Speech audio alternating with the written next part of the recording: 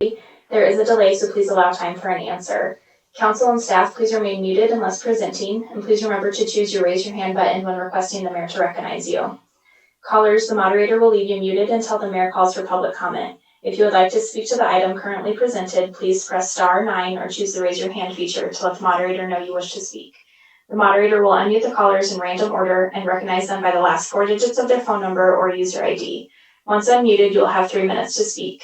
If you would like to use video during public comment, please inform the moderator and wait for further instructions. You must have your TV or live stream muted.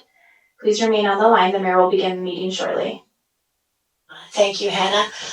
Good evening, and thank you for joining us this Tuesday evening. We are convened as the Loveland City Council special meeting to be followed by a study session. We start our meetings off with the Pledge of Allegiance, so if I could ask all to stand and join me in the pledge, please.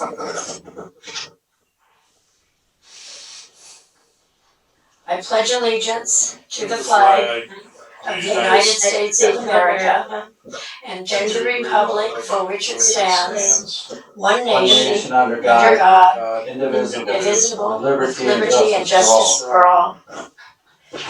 Thank you. That's tougher to coordinate in a Zoom meeting. It's a lot easier when we meet in person. Let's see, can we have roll call, please, Hannah?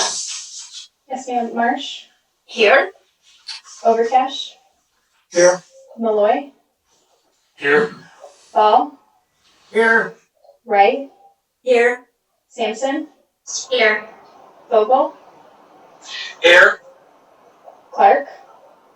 Here. Olson? Present. Madam Mayor, there are 9 members present. Thank you, Hannah. I will read some procedural information into record. Council may act on behalf of the city, the General Improvement District Number 1, the Special Improvement District Number 1, or the Loveland Urban Renewal Authority. Anyone calling in to make a comment during any portion of tonight's meeting should press *9 to let the moderator know you wish to speak. Please identify yourself and your city of residence. Comments will be limited to no more than 3 minutes. The city clerk will start the timer once an introduction is made, and a buzzer will sound when the 3 minutes have expired. Is our public comment period. Anyone who wishes to speak to an item not on the special meeting agenda section of the agenda tonight may address the council at this time. Public comment is intended to provide citizens with an opportunity to address council directly. Generally, council will not respond to public comment other than to seek clarification of the matter raised and defer such matter to the city manager for review and resolution. Hannah, do we have anyone phoning in for public comment tonight? Thank you, Madam Mayor. We do. Caller with the phone number ending in 1535. If you can accept the request to unmute or press *6 on your phone. Thank you, caller. You're unmuted and may begin your public comment. Larry Sarner here. I come before you to speak again about the so-called PRPA gift of over $225,000 to the city of Loveland, which you currently plan on using by giving most of it away to your favorite charities, namely the LDP and the Chamber of Commerce, and using the rest to shore up your sales tax rebate program. I stand by my warnings from twice before about the impropriety and lawlessness of spending your windfall in that way. I renew those comments here tonight, the latest caveats of Mr. Garcia and Mr. Brzezowski notwithstanding. Mr. Garcia was non-responsive to the request for legal authority for accepting and spending this grant in the manner suggested. There is no body of law existing for a public purpose exception applying to expenditures by all governmental bodies. There is only a court-created exception to the specific limitations imposed by Article 11, Sections 2 and 3, and by Article 5, Section 25 of the state constitution. There is no public purpose exception to the specific constitutional and statutory limitations imposed on power authorities and municipal utilities. Mr. Garcia does you no favors with his ex cathedra declarations to the contrary. The PRPA grant should never have been made. The PRPA board, including the mayor and Mr. Brzezowski, should never have offered them. They were and are a breach of fiduciary responsibilities. Mr. Brzezowski's apology made last week was pathetic. He should know, as as you here should too, that the benefit coming from the sale of so-called excess power is due to the ratepayers who made it possible. Now that it is before you, you must not compound the injury by not giving the proceeds to the ratepayers of Loveland. You should act only as the electric utility board, which you are, and deposit it in the ECE operating fund. Then give a proportional credit on everyone's next utility bill. To do anything less would be a breach of your fiduciary responsibilities. Thank you. I have a question. Okay, all right, I don't see hands, but yes, go ahead, Councilor Clark, if you have a question. Actually, the hand is up. I don't know. I can see it on my screen. I don't know if you can see it on yours. Yeah, all I was seeing was the clock, so I'm trying to get there, but go ahead, Councilor Clark. Yeah, let's see, City Attorney Moses. We continually hear the comments from Mr. Sarner week by week, not only criticizing, but actually condemning all of these kind of actions. Could you again clarify for the public that there is nothing amiss of what we're doing with these funds? So it's clear to public and not only just Mr. Sarner's opinion. So ask Mr. Garcia for clarification on that, please. Madam Mayor, Yes, go ahead. Councilmember Clark, thank you for the opportunity to respond. What I would say is that the comments I provided last time continue to be accurate. Mr. Sarner is quoting the correct section of the Constitution. We simply differ in terms of our interpretation of it. I believe that there is a public purpose exception that is well developed under case law. You also heard from Director Bernowski that not only is this not directly from the ratepayers, but this is really money that was made from California who purchased excess electricity. I think between those two, we are on very sound ground in terms of our distribution for what we consider to be a valid public purpose. Thank you. Is there a need to get a second opinion on that, or we're kind of done with that? Mr. Sarner has raised this numerous times. I think we simply have a difference of opinion in terms of how we interpret that provision of the Constitution. Okay. Well, I just want to again state and for the record that I think the city and the city council is following proper protocol and legal advice on this matter, regardless of other people's opinions. That's all. Thank you. Thank you. Hannah, do we have additional public comment? Thank you, Madam Mayor. Callers and users, if you'd like to speak to general public comment, please press star 9 on your phone or choose the raise your hand feature.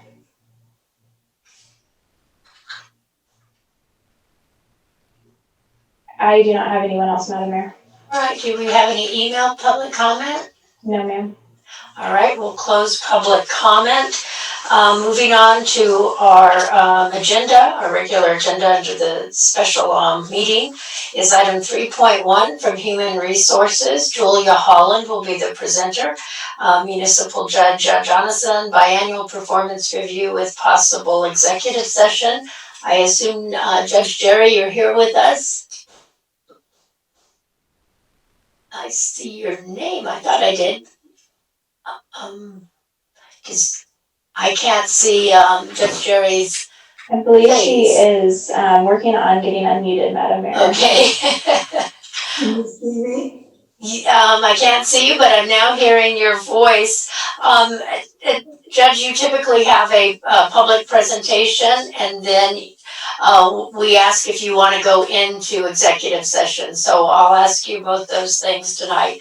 Is there a public presentation, and do you want to go into executive session? I do have my presentation. I do not anticipate an executive session. Okay, thank you. Go ahead with your presentation. Thank you, Mayor Marsh and Council. I'm here at your direction for my biannual reporting. We used to do this quarterly, and we've made the change now. So I come before you in January and I believe July each year. And my reports were indeed submitted in my packet. They are in the same form I've always submitted to you. And I want you to know that the court is fully operational. We have been completely functional with a full staff since May of 2020. I am pleased to report we have not had any positive COVID tests among my team members, nor any other individuals who have visited the court. We did have a positive test with an individual who was in the courtroom about 2 weeks ago, or a week ago. Actually, it was 2 weeks ago. And that resulted in us needing to postpone our jury trials. We haven't had a jury trial since COVID. We have taken all of the precautions and measures to be able to perform those. We were ready to go for today. We were going to have a jury trial today, Thursday, Friday, and also next Tuesday, but unfortunately, we will have to move those into March. As far as my reports, I always just open and ask if there are any specific slides or questions that stand out to council, and we can go directly to those and address them, and then I can certainly summarize once we're finished. So are there any specific questions? Thank you, Judge. Counselor Olson? Thank you, Judge Johnson. Appreciate you putting together the presentation. Most everything, as far as numbers, have decreased compared with the previous years. Would you attribute that primarily to COVID? Yes. Okay. And there's one exception to that, and that's the it's page 6 or slide 6. Yes. And that's the adult harassment. Can you clarify what adult harassment is, and what is this people just reacting poorly to the restrictions, or what do you attribute it to? What I can tell you is adult harassment, of course, is for any individual over the age of 18 who may have shoved, striked, kicked an individual, initiated any type of electronic unwanted communication, any person who may engage in an obscene gesture in public, those types of things. Typically, I will not know the facts of a case and what the police reports contain unless we go to trial.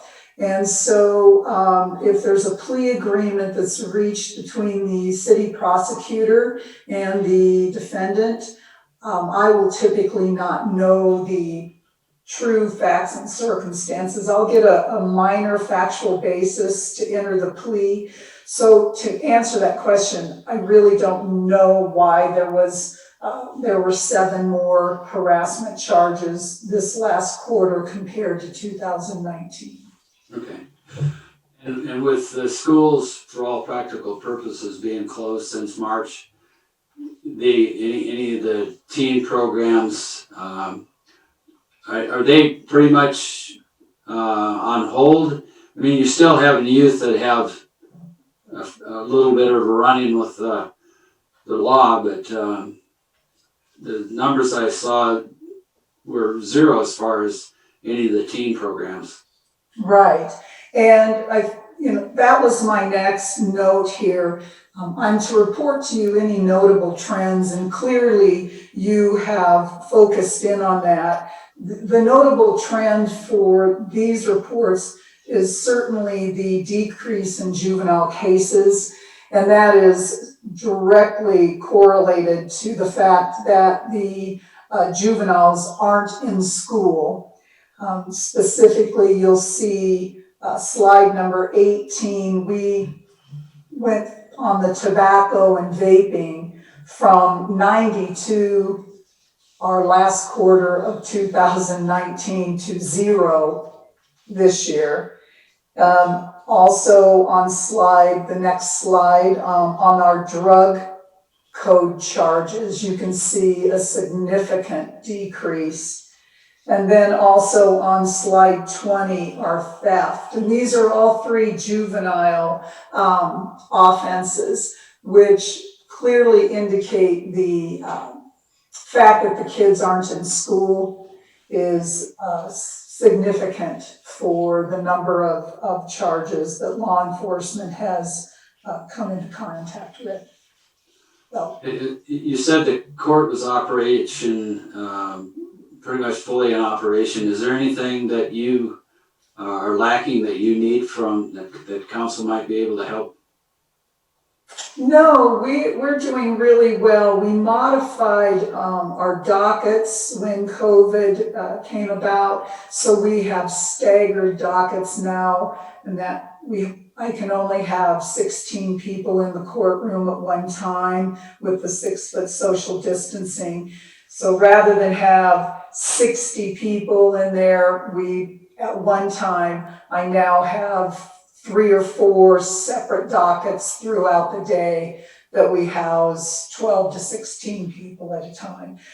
So that was the real major change that we made. But as far as needing anything, no, we are doing really well, and we don't have any needs at this time. I would certainly come to you and ask if I did, but we're in really good shape.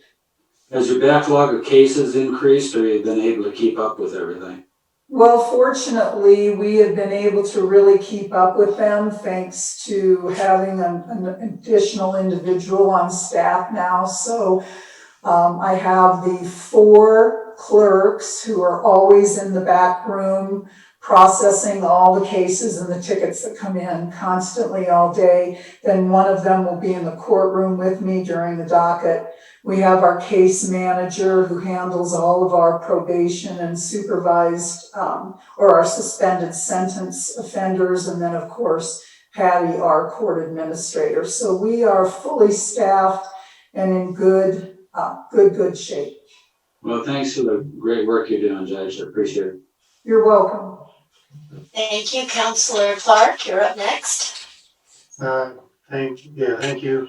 So, Judge, my typical question, as you kind of live this every day, we don't. Are you seeing any trends that are concerning you that we should be aware of?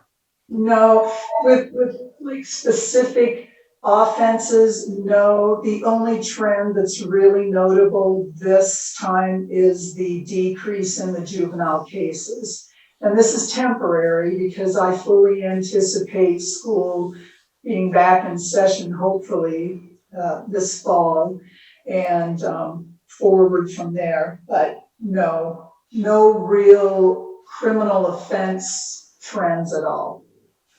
That's good. Thank you. You're welcome. Thank you. All right, Counselor Overcash. Yes, thank you. First question, are there any other questions from council members for our judge before I speak? I see Counselor Wright's hand is up. I defer to Counselor Wright. Go ahead, Counselor Wright. It's not so much on your report, Jerry, but the letter from the Colorado Municipal Judges Association, just wanted to say I really appreciated that. And thank you for being a part of that. You're welcome. And I thought it was important for council to know that, yeah, the CMJA, we collaborated on that last fall and decided to publish that on our website. So I thought it was important for council to know that that is a huge part of what we do and what our philosophy is as we move forward. All right, Counselor Wright, are you finished? Okay. All right, Counselor Overcash, I don't see any other hands. Great, thank you. I would like to make a motion that council direct staff to review Judge Johnson's 2-year contract, to review that and bring back recommendations to renew that contract at its earliest convenience for approval by council, of course. Do I have a second? That. Okay, Counselor Clark, second. Is there any discussion? All right, seeing none. Hannah, could we have roll call? Olson, Yes. Ball, Yes. Wright, Yes. Sampson, Yes. Overcash, Yes. Vogel, Absolutely. Malloy, Yes. Marsh, Yes. Clark. Yes. Madam Mayor, there are 9 in favor. The motion passes, and thank you, Councilor Overcash, for bringing that motion forward. You're welcome. Madam Mayor, Yes, Councilor Ball? I want to admit that I just found the little raised hand icon on my computer. And I always thought there must have been one, because everybody else did it a different way. And I just want you to know that I will be using the icon from now on. So happy to have you join us in the latest technology. It is an interesting, Zoom meetings are very I kept interesting. looking for it, I never, maybe it just appeared. Yeah, I think the fifth and sixth graders probably know it intuitively, but it doesn't register intuitively with me either.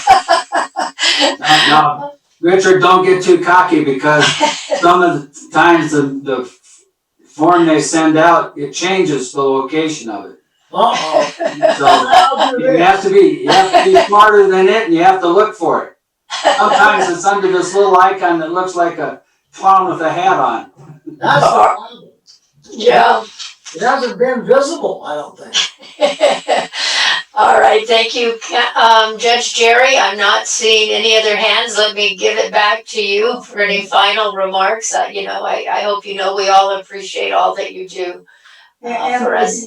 And I appreciate your confidence in me and the work that we're doing for our judicial branch. Just briefly, I want to summarize by letting you know that I will be watching a few pieces of legislation this session. Particularly, there's a bill that could affect municipal court. We're anticipating the ACLU proposing a bill regarding jail population management. So I'll be watching that very carefully, and I'll have those updates for you this summer. I'm currently serving as the vice president for the Colorado Municipal Judges Association, so I'm preparing our 2-day webinar that we'll be having here soon. And it's been a real honor and pleasure to represent the association in that capacity. I wanted to let council know that in spite of COVID and all the things that have gone on, I'm proud again to say that municipal court came in slightly under budget again this year. So we really tightened the screws and made sure that we didn't go over, and we were able to come in slightly under. Finally, I always like to highlight one of my community programs that I use for sentencing alternatives. And I want to highlight tonight an incredible program. The municipal court collaborated with the Loveland Athletic Club here in town. Spencer Hole, he's one of the young trainers over there, met with me, and he has this program that he uses with our at-risk youth.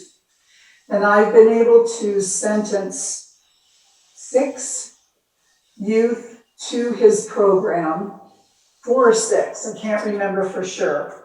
My point is, these were kids that were very high risk. It was make or break time.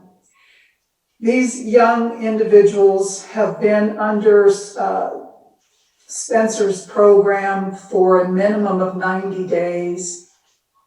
And they have come back to me and reported to me, along with their parents, the incredible transition and changes that they have made, and begging to remain in the program. So begging to stay in a court-ordered program because they like it so much and their parents are amazed. And I just want to highlight and note the work that Spencer Hull does for us at court over at the Loveland Athletic Club.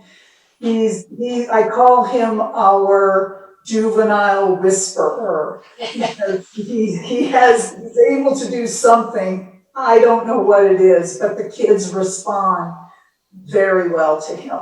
So I'm excited about that program, and I'm so glad he approached me with it, and we'll be using it as often as we can. So that concludes my reports for you, and I look forward to continuing my work and seeing you in the summer, if not sooner. Judge Jerry, thank you for that fantastic news and the innovative program. We do have Counselor Sampson and Counselor Olson whose hands are up. So Counselor Sampson, go ahead. Sure. Thank you, Madam Chair. Thank you, Judge Jerry, for being here tonight and for your presentations. I always enjoy them. They're always so thorough and data-filled. I was wondering, what is do you know if there's a bill number for the jail population legislation that's coming through?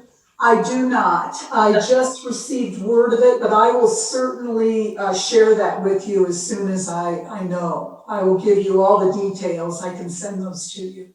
Great, that would be I would appreciate that very much. I serve on the Colorado Municipal League Executive Board, and we do a lot of review of the legislation that's coming down the pike and how it affects our municipalities. So I think it would be really nice to know that information.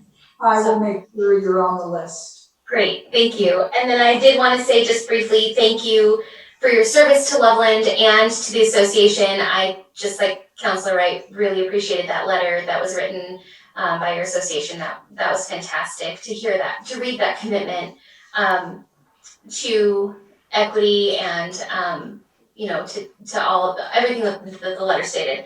And then I also wanted to say thank you for your exceptional alternative sentencing programs, because I feel like they're very, very creative.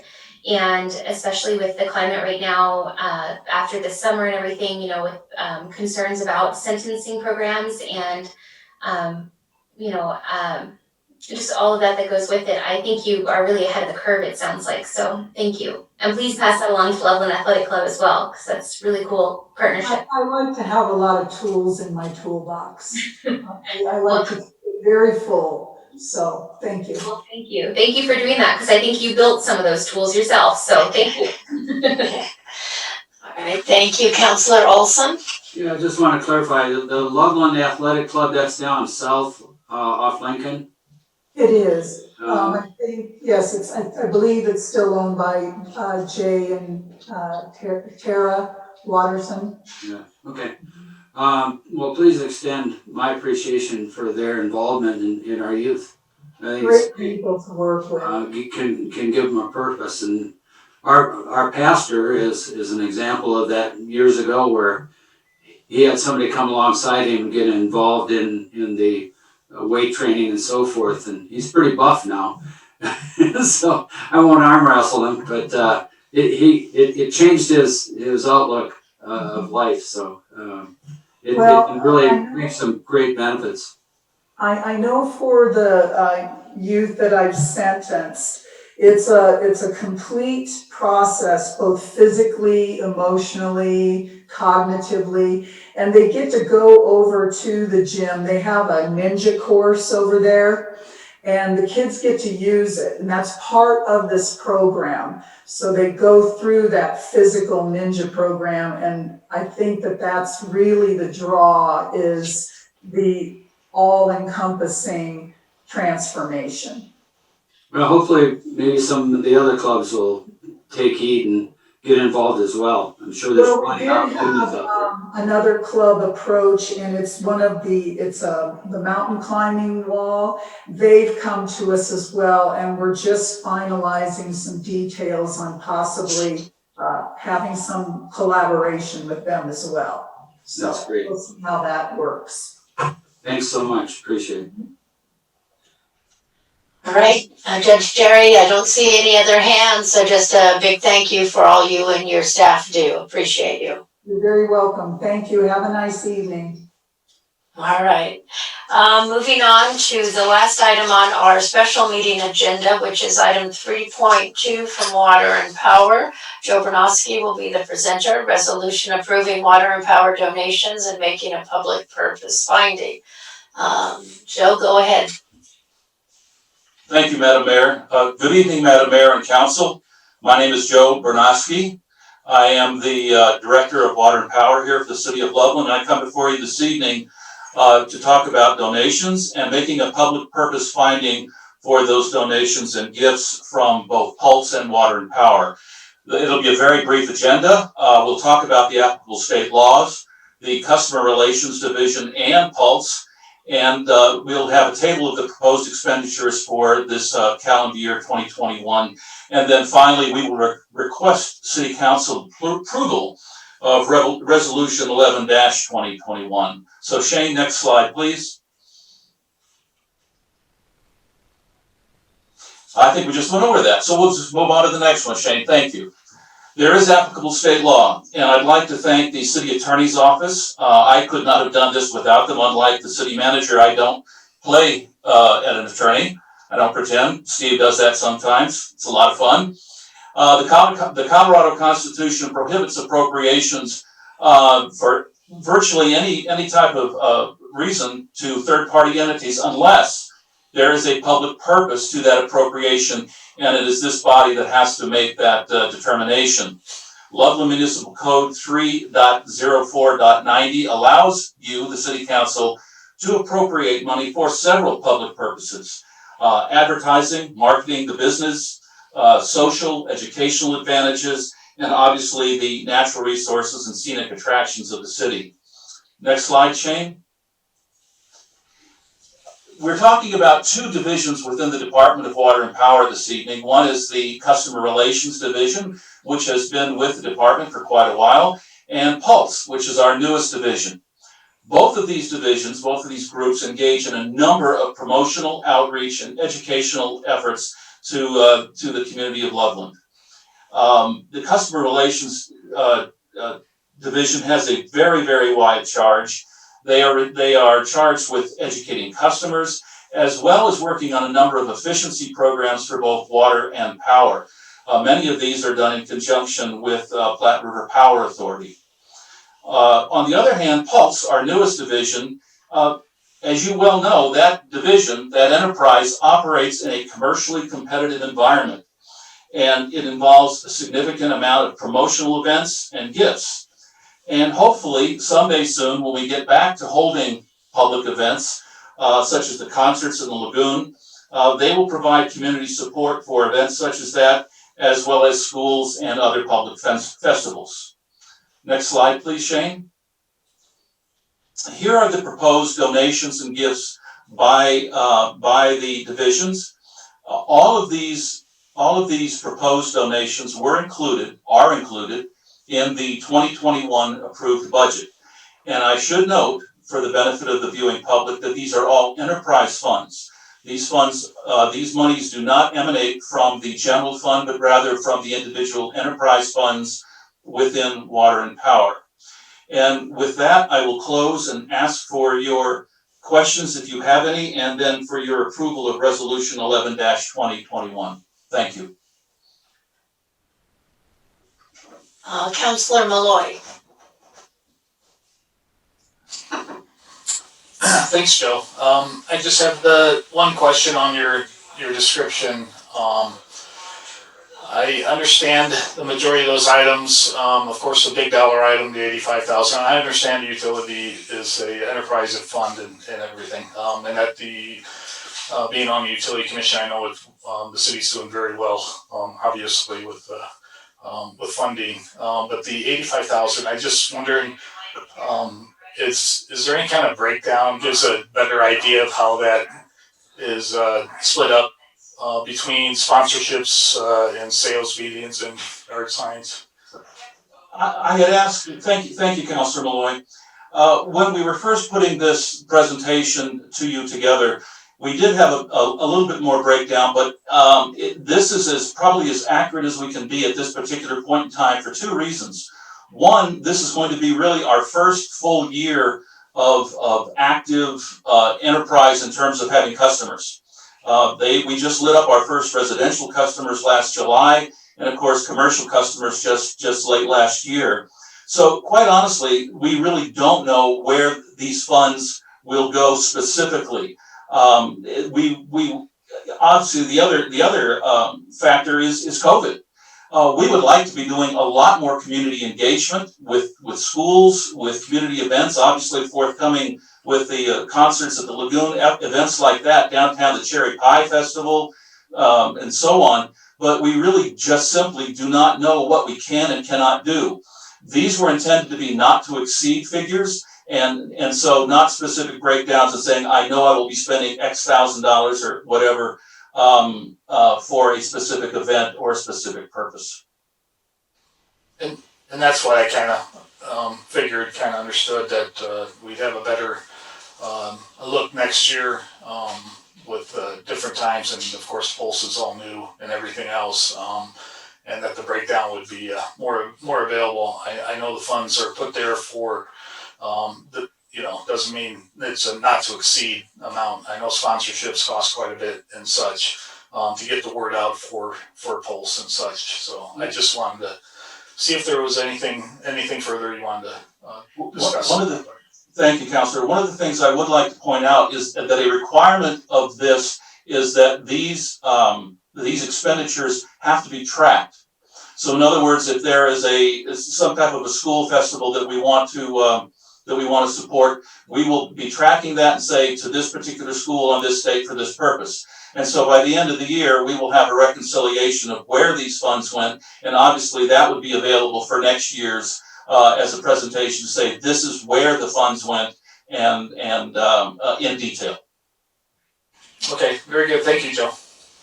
Councilor Overcash? Joe, I have no questions. I just would like to make a quick comment because I think we're going to be going to motion pretty quick anyway. I really appreciate your presentation style. You include the relevant information. You're to the point. You're factual. I always listen when you come before us, like most of the directors, if not all of them. You come before us with the confidence in your competence. You bring a great deal of credibility to your department and represent the department well. So just thank you for the time that you take to do that. It doesn't come easy, and it is greatly appreciated. Thank you. Thank you very much, Councilor Overcash, and I will thank you on behalf of everybody in the Department of Water and Power. All right, Councilor Wright, and I'll remind council that this is the question period. Go ahead, Councilor Wright. Maybe I better wait for comments. Thank you. Joe, you're saying these funds are all enterprise funds. Does that mean the money is coming from the Pulse enterprise? The money that is listed there for the two Pulse items, yes, ma'am, that is coming from their expense budgets for 2021. The other three are coming from combined water and power enterprise funds that are allocated to the customer relations division from both water and power. So we're not, using funds from other areas to fund the Pulse portion. Okay, that's all the clarification I needed. Thank you. Are there any other questions? Councilor Wall, now that you have found your hand, is there? All right, seeing none. Councilor Clark, if you could please read our motion.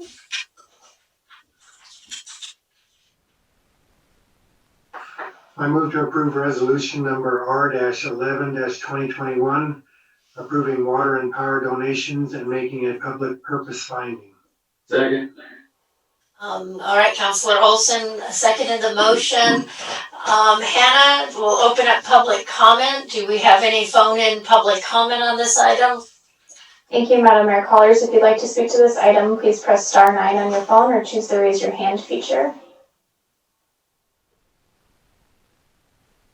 And caller with a phone number ending in 1535, if you can accept the request to unmute or press *6 on your phone. Thank you, caller. You're unmuted and may begin your public comment. This is Larry Sarner. This, of course, touches on some of what I was saying, that general public comment. But there does seem to be some distinctions being made here. I do think the resolution and the presentation was an error on where it is in the Constitution that it implements the public purposes part. I think these may actually be, many of the things that were mentioned may actually fall within the actual purview of the operation of the utilities. Although I think you need to be a little more concerned about the mixing of funds between the utilities, and especially for these purposes. The restrictions and limitations on the use of ratepayer money, or even the use of other windfalls that may come from the operations of the utilities, does not derive from those parts of the Constitution that I cited and that Mr. Garcia said they did. There is a strict limitation of the use of utility ratepayer money for the operation of the utilities and for nothing else. You cannot use it for general charitable or other purposes, but for actual business purposes, I think you can. However, I think now that Pulse is supposedly in operation, you've got a significant concern, and I do mean significant, in the cross-funding or cross-use of utility funds between the utilities. I do not share the optimism that that Pulse is going to be as successful as they hope. It's already behind the schedule it was projected when it was done, when it was proposed and funded. But more concerning is that there have been rate increases in the electric utility, and it is entirely, we're not, the mayor expressed concern about Pulse money going to the other utilities.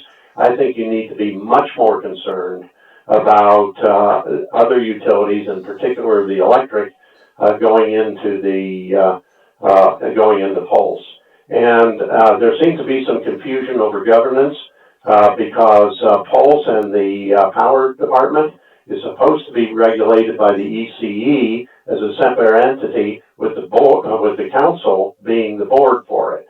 And now we seem to have a utility board. Thank you, Mr. Sarner. Joe, could you address that, the cross use of funding? Thank you, Madam Mayor. I can assure you that there is no cross funding.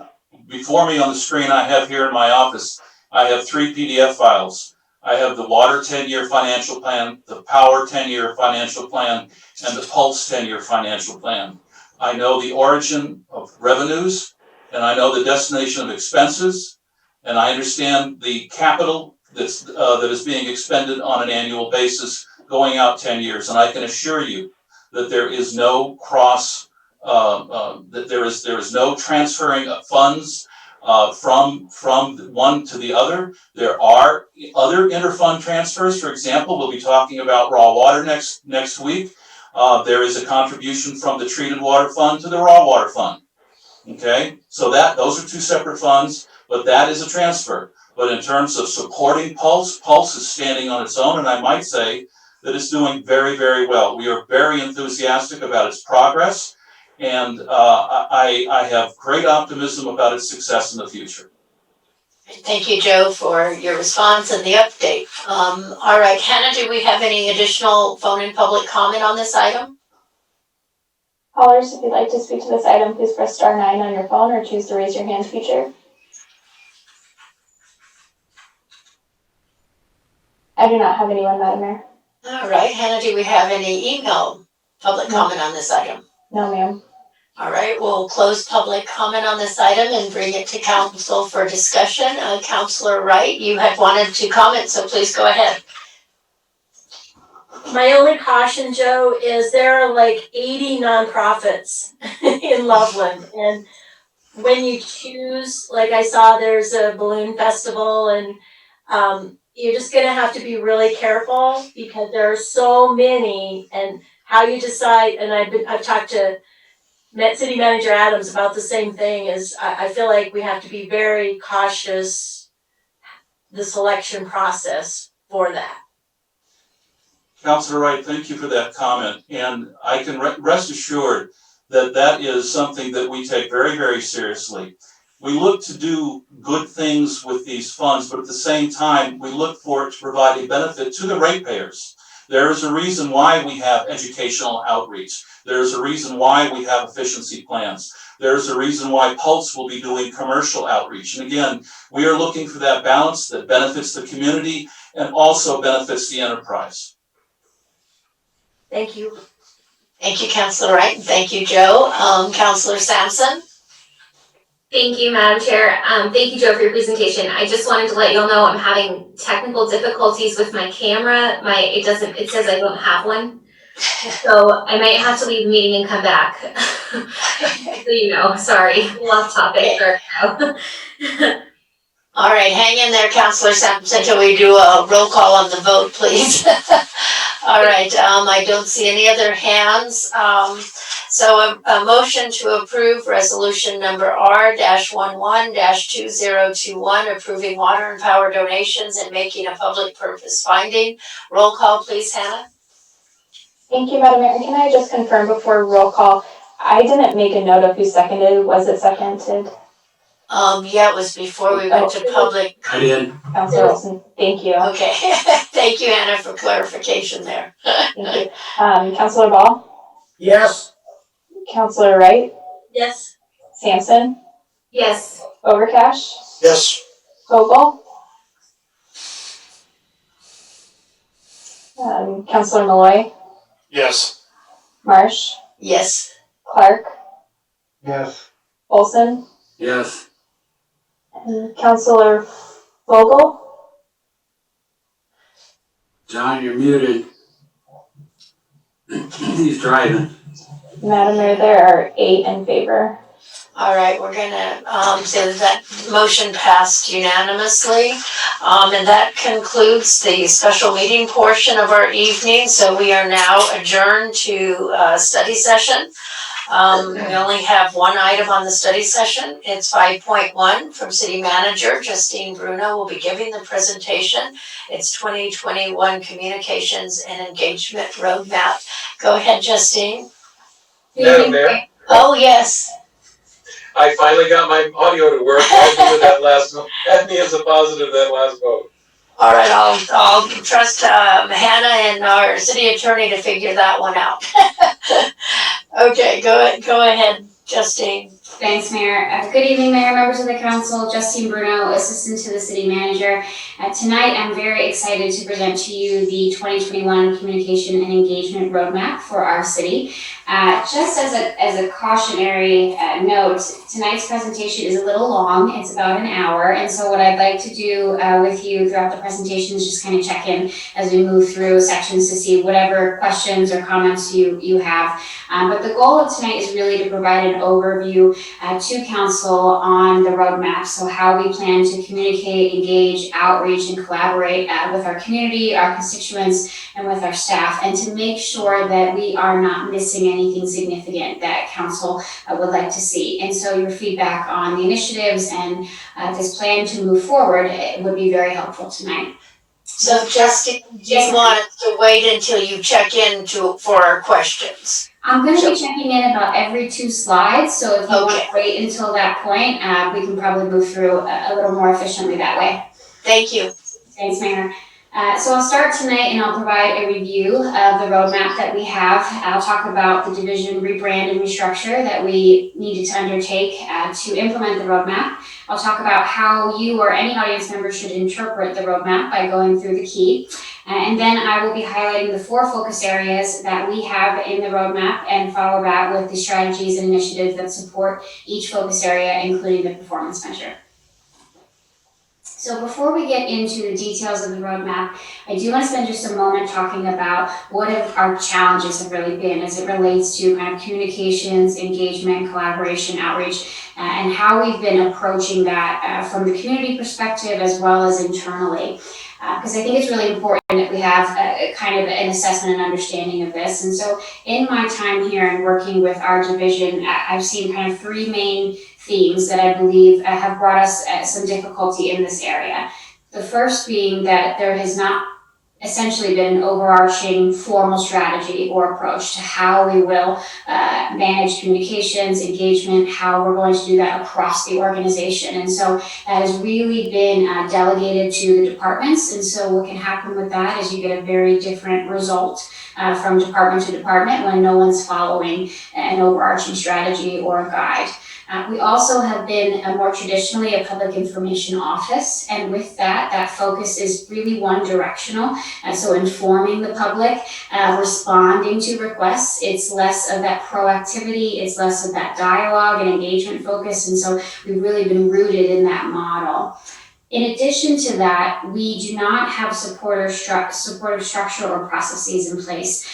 We had kind of a minimum level of administrative regulations to help staff and how they will communicate and engage with the public, but we really haven't had that. We've taken some steps to improve that in this past year, but moving forward, more structure, more process, so we have more of a consistent result and product for the community would help resolve some of our challenges there. And then the last piece, I think it has kind of contributed to some of our difficulties has been just the under-resourcing of the office. Back in 2007, we had less than an FTE added to the Public Information Office, so not even a full-time position. And then you move forward 6 years, and we finally move up to a full-time position, but what's happened in that time frame is, back in 2005, you had about 5% of Americans on social media. It was really new to the scene, and we didn't have a lot of people engaged. And then if you move forward to 2011, you have about half of all Americans on social media. And so we did not scale up our staffing as the marketplace changed and as the marketplace scaled up and started using this tool. And so we weren't really resourced well to grow and build that as our community was using it. And then the last point I want to make there is the addition of the FTEs. We actually didn't, our other FTE, our desktop publishing specialist, did not become full-time until 2018. That's always been a part-time position. And then our digital media specialist that works on our video content, who is broadcasting our meeting now, was not added until 2018 either. And so we are a department of 3. And as I showed you back in May, when I came before you, there are neighboring communities that have 15, 16 FTEs. And so it's just really aligning our expectations for the type of product we want to see, the type of results we want to see in this area, and the level of resource that we're providing, because we have not increased our budget either. It's been around the $300,000 mark, and then we've gone through the reductions that the entire organization has gone through as well. And so I believe the lack of strategy, the lack of structure and processes, and the lack of resources in this area have created some of the difficulties around communications and engagement we have experienced as a community, and some of your interests for seeing a more formalized strategy and a roadmap, which I look forward to walking you through this evening. So now that we have an understanding of kind of how we got here and what are those contributing factors, I want to spend a little bit of time just talking about the impacts of that, because I do believe that communications and engagement functions often get overlooked because the costs related to them are soft costs a lot of the time. And what I want to talk to you about tonight is I believe they're far more tangible than we've given them credit for, and they often do result in hard costs. Maybe not directly, but there are a few examples that I can think of where we have not been successful in some of these areas, and it has cost us. And so looking at the items on the slide, you'll see these fit into the themes or the focus areas that we have through the roadmap. And so what I've done is basically reverse them and want to talk to you about what happens when we don't have these things with our community and our constituents and stakeholders. And the first being is public trust and confidence. I know that the federal government has had a lower level of public trust than local governments for a long time. But more recently, we're seeing some of that local trust even erode at the local level, even though it is a much more tangible and visible agency for our citizens. And when you don't have public trust and confidence, you do not have citizen support to move forward on a lot of your initiatives and your efforts. And you don't have credibility a lot of the time. And when you don't have credibility, you have to prove everything. And you spend a lot of your time demonstrating, showing your work. And in the cases where maybe the information was not out ahead of time, people make assumptions and they often jump to the worst ones. And you find yourself defending yourself against assumptions that are not correct at all. And so not having public trust and confidence will also create low compliance. So people don't listen to the things that you ask for and the things that you say because they don't believe you. And so it is very costly. And if you think about COVID and all of the instructions we've tried to provide to the public about how to best protect themselves and keep our community safe, we did have in some cases a lot of low compliance and people did not trust us. They did not trust county government and state levels. And so that can be very impactful for us. Looking at proactive communication, I feel like most of you probably understand that we have been chasing the narrative on Loveland for a long time.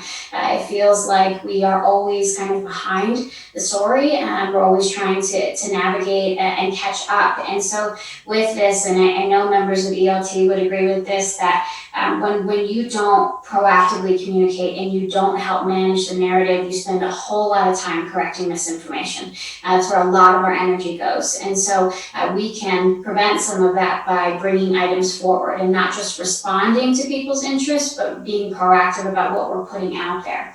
And when you do not inform your citizens, they don't care. And when you don't have you have an uninformed citizenry, they're not up to speed on the city's position on what's happening. And a good example of that, you can think of our recent sales tax measure. We really started trying to educate the public about our financial position when we had alignment from council on moving this item to the ballot. And that was roughly 6 months of time. It is very difficult to educate your entire constituency on your financial needs, especially one as complex as a local government budget in 6 months of time. That really needs to be happening along the way.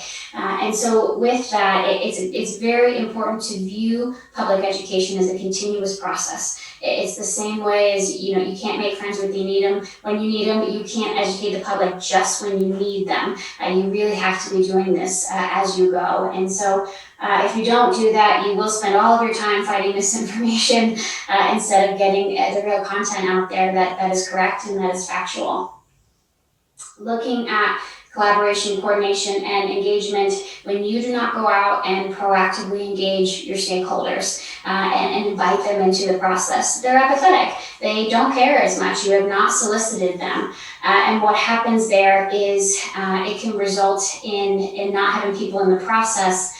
It can result in low productivity. You're not getting as much done because people haven't been engaged in the process. And with that, when we don't collaborate with other agencies, we end up doing the same thing, but we're doing it on our own. And so we're wasting our resources, we're wasting time when the value we get by collaborating is much greater. And what we achieve with others is far greater than what we can achieve on our own. And I think of our Keep NOCO Open partnerships, I think of our partnerships with the city of Fort Collins, and we have some really standout items that would not be as successful if we were on our own potentially. And so it's really important to be collaborating and to be coordinating in the region and also with our stakeholders as well.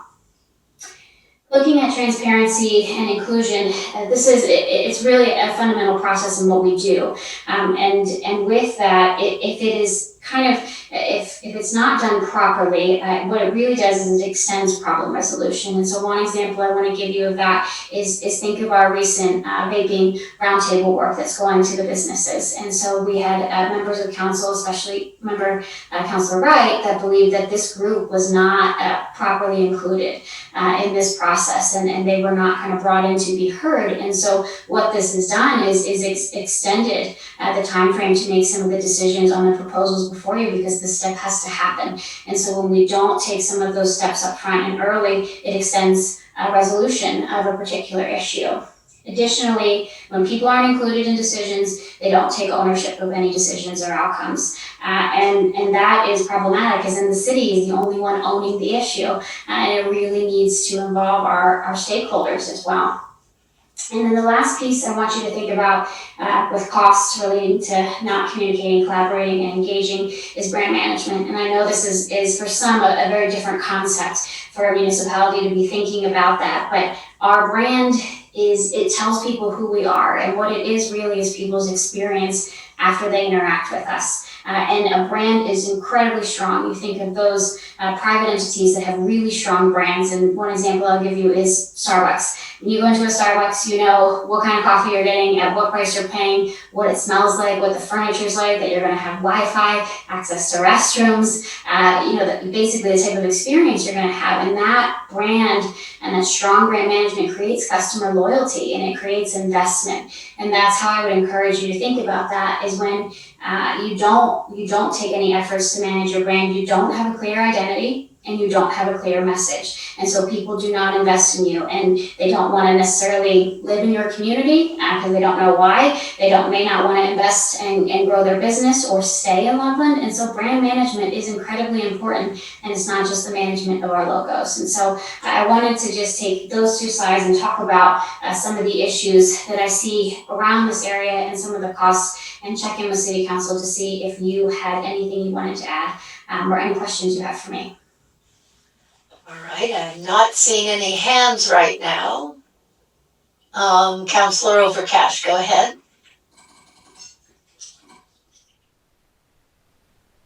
Justine, thank you. I agree with slide 3 that there's no formal strategy across the city.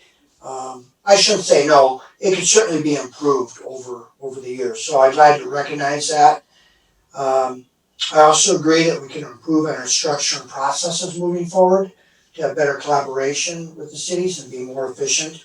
I think though, I have to challenge the last point though, under-resourced. That's a matter of opinion, but that opinion should be based upon the results obtained and the objective or goals of the initial allocation of resources. I'm not sure that's been clearly stated in the past. So therefore, without clear goals, without clear objectives of what we're trying to establish, one really can't make the determination if we've been underfunded or overfunded.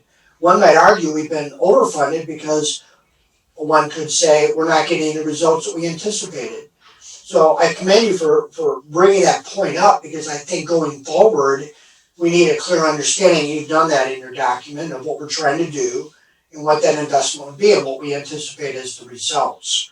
But I think it's realistic to understand that citizens and probably some council members believe we might not have been properly funded, but we don't know what that should have been.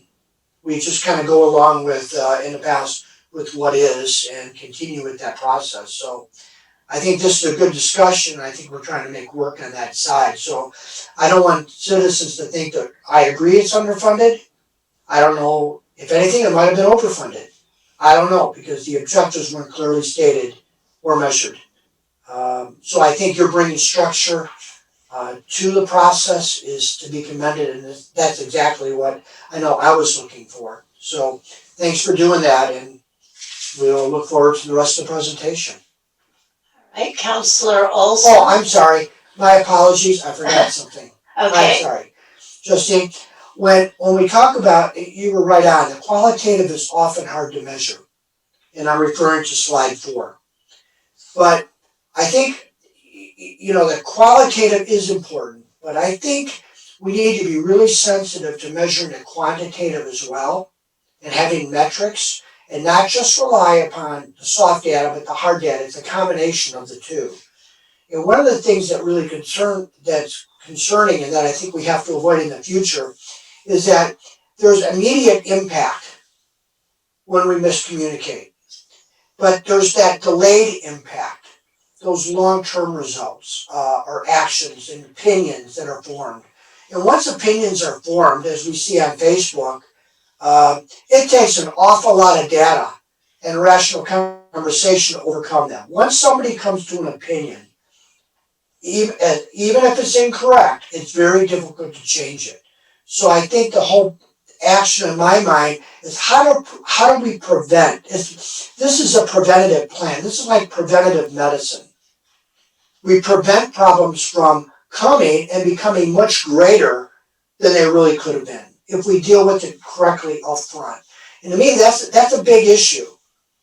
I learned that running businesses. Preventing a problem pays such huge dividends, not only in money, but in time, which is money. So I would like to make sure we have that emphasis recaptured someplace. We're into preventive medicine here. Preventive communication, good communications prevents a lot of problems. Just to summarize slide 4. Thank you. All right, thank you. All right, Counselor Olson. Thank you, Mayor. Justine, well, first off, thanks. You obviously put in a lot of thought, you, and I'm sure you had lots of others that contributed to this, and I appreciate that. And I echo what Councilor Overcast said. We need to see some structure, and as a bean counter, I kind of like that structure. On this particular slide, slide 4, the question I have, a lot of this sounds good, it sounds intuitive. The question is, do we have any data behind it that actually supports these bullets?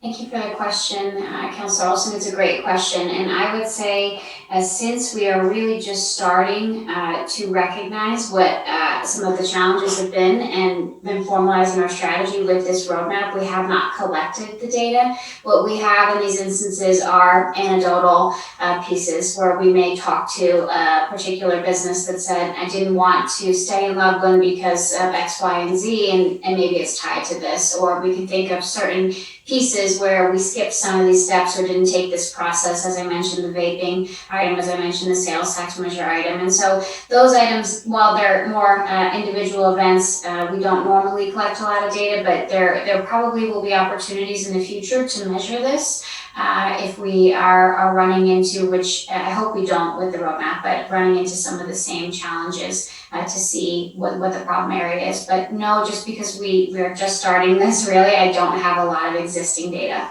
Okay, well, I appreciate that, and I suspected that might be the case, but I didn't want to make an assumption. I think this would be a great springboard for down the road. Probably would be useful in very different venues, different groups, to tailor some surveys to try to elicit this information and actually get some data, which would then, I think, enable us to identify where our shortfalls are, supported by the data, and get really the opinion of a wide range of our citizens in the community. So I think this is a great start, and I hope we'll continue to utilize this particular slide in that endeavor. So thanks. All right, thank you. I have a hand up for council, and I'm thinking maybe that's Counselor Sampson voting in. Yeah, it's me, just the council, that's me. Okay. Okay, go ahead, Counselor Sampson. Oh, sorry. Okay, I got muted and then I was unmuted and then, anyway, thank you. So I was just gonna ask Justine, first of all, I can't be more excited about this presentation. I know it wasn't my rule of 4, it was Kathy's, but it's so close to my heart, and I know you've done a ton of work on this, and I so appreciate what you put together for us tonight. Because it is kind of a hard, fluid topic, but it also, is like, it impacts everything that the city does, and everything that we do as council, so it's huge. My question to you is, and there was a moment where my computer, I had major glitches, so I had to shut down. So did you, and maybe you are going to talk about that, anything about centralizing the communication? I think you addressed that, and then my computer shut down. Yes, so Councilor Sampson, to answer your question, I'm going to talk to you next about our restructure of the division, which helps address some of those areas we had where we had lapses in collaboration and some functions you would typically see perform better under a more centralized model. And so I will go over that organizational piece, and then I'll also highlight some of the initiatives and new processes we're putting in place internally to help increase that level of continuity, that level of collaboration, which you would again see if you had a more centralized function. Right, okay. I didn't know if you had started touching on it already, so I'm glad to hear that part. But, you know, I think this slide about the cost, right? What is it? What is the problem? And then that it's costly. You know, one of the things that kept coming up with the last two sales tax measures was trust, like literally a lack of trust. I know we've talked about it before. And so not only is it costly for us not to have the communication to like our staff time and everything else that happens, the decisions we make on council, but it, you know, can cost us revenues to our city, which is huge. And so I do know just from the bit of social media that I've done and that I've ran a few social media campaigns for other people, it takes a lot of time to put out quality content. It's not something that someone who's a part-time employee probably even has time to do unless they're doing it for like one department only. Even sometimes the engagement piece can take hours if you get enough messages or comments, and then you need to kind of go searching for where you're tagged and shared to. I mean, I definitely don't think that we were overfunded on this. So I have to kind of differ from Councilor Overcash on that, I believe that we clearly need to invest in this. That for us, this is so foundational to everything that we want to do as a body, to educating our citizens and communicating with our citizens and listening to our citizens. So I really appreciate what you're presenting to us, but I just wanted to say I definitely don't think, I see this as being a really, really, really sound investment of our monies, which I'm sure comes as a shock to everybody. Thank you, Justine. Okay, Justine, I don't see any other hands up, so you're free to carry on. All right, thank you, Mayor. So with this slide here, I just want to orient you a little bit to the roadmap and how it was structured. So you see the cover of the roadmap on there, and hopefully you've had a chance to go through it. We're going to go through it a little bit more tonight. But the first point I want to highlight is all of the terminology that's used in the roadmap is the same as what you'll find in the citywide strategic plan. And we elected to do that just to keep the terms the same, to keep something council's already familiar with, keep something the public's already familiar with. So when I say focus area, it means the exact same thing as in the citywide strategic plan, same thing when we're talking about strategies and initiatives. And so you have that continuity there. What's helpful about the roadmap is it, I believe, will successfully accomplish two of the initiatives we have listed in the citywide strategic plan, which is item 1A1 and 2C1, developing the citywide communications plan and developing and implementing an engagement plan. And I believe this roadmap will either fully, completely accomplish those initiatives or at least make substantial progress on them. The other item I want to mention is we'll talk about the rebrand and the restructure and why that was critical to undertake that, because what was part of this process is taking a full assessment of what we're doing because we have a lot of goals that we need to accomplish. We need to move the needle on a lot of areas, and to do that we will have to stop doing certain things and we will have to shift our resources and prioritize other items that have just become more important over the last few years. And so that is an important piece, and the rebrand and the restructure is part of that. And then the last item I want to mention is the initiatives and the criteria assessment for each. Where this roadmap is different from our citywide strategic plan is it also looks at each initiative, not only just from the current status, but the implementation timeframe. And all of that is based off of current resources. So if our resource level changes and council wants to invest a different level of resources, our initiatives will likely change in the timeframe in which we complete them. Additionally, we have a financial impact, and we do look at our resources currently to support that initiative. And so I think that's very helpful context for you as City Council and for the public to really understand what's involved with each initiative. And so when you're asking items, to maybe be prioritized higher on the list or lower, the financial impact and the resource level that's currently in place for each. And then I do want to mention that this plan covers a 2-year time period, and so you'll see that as we move through each initiative. So the next item, to Councillor Sampson's point, is to talk a little bit about our restructure. And Councillor Olson, I did receive your questions on this, and I think I can explain some of that. I want to first talk about the rebrand of the organization. Very simply, we've long been the Public Information Office, and we are not only in the business of public information. Our goals and our direction has really changed, and public information just does not adequately describe what we're doing and our responsibilities to the community. And so we've transitioned that to be the Office of Communication and Engagement as a better representation of the duties that we are tasked with and what the community needs.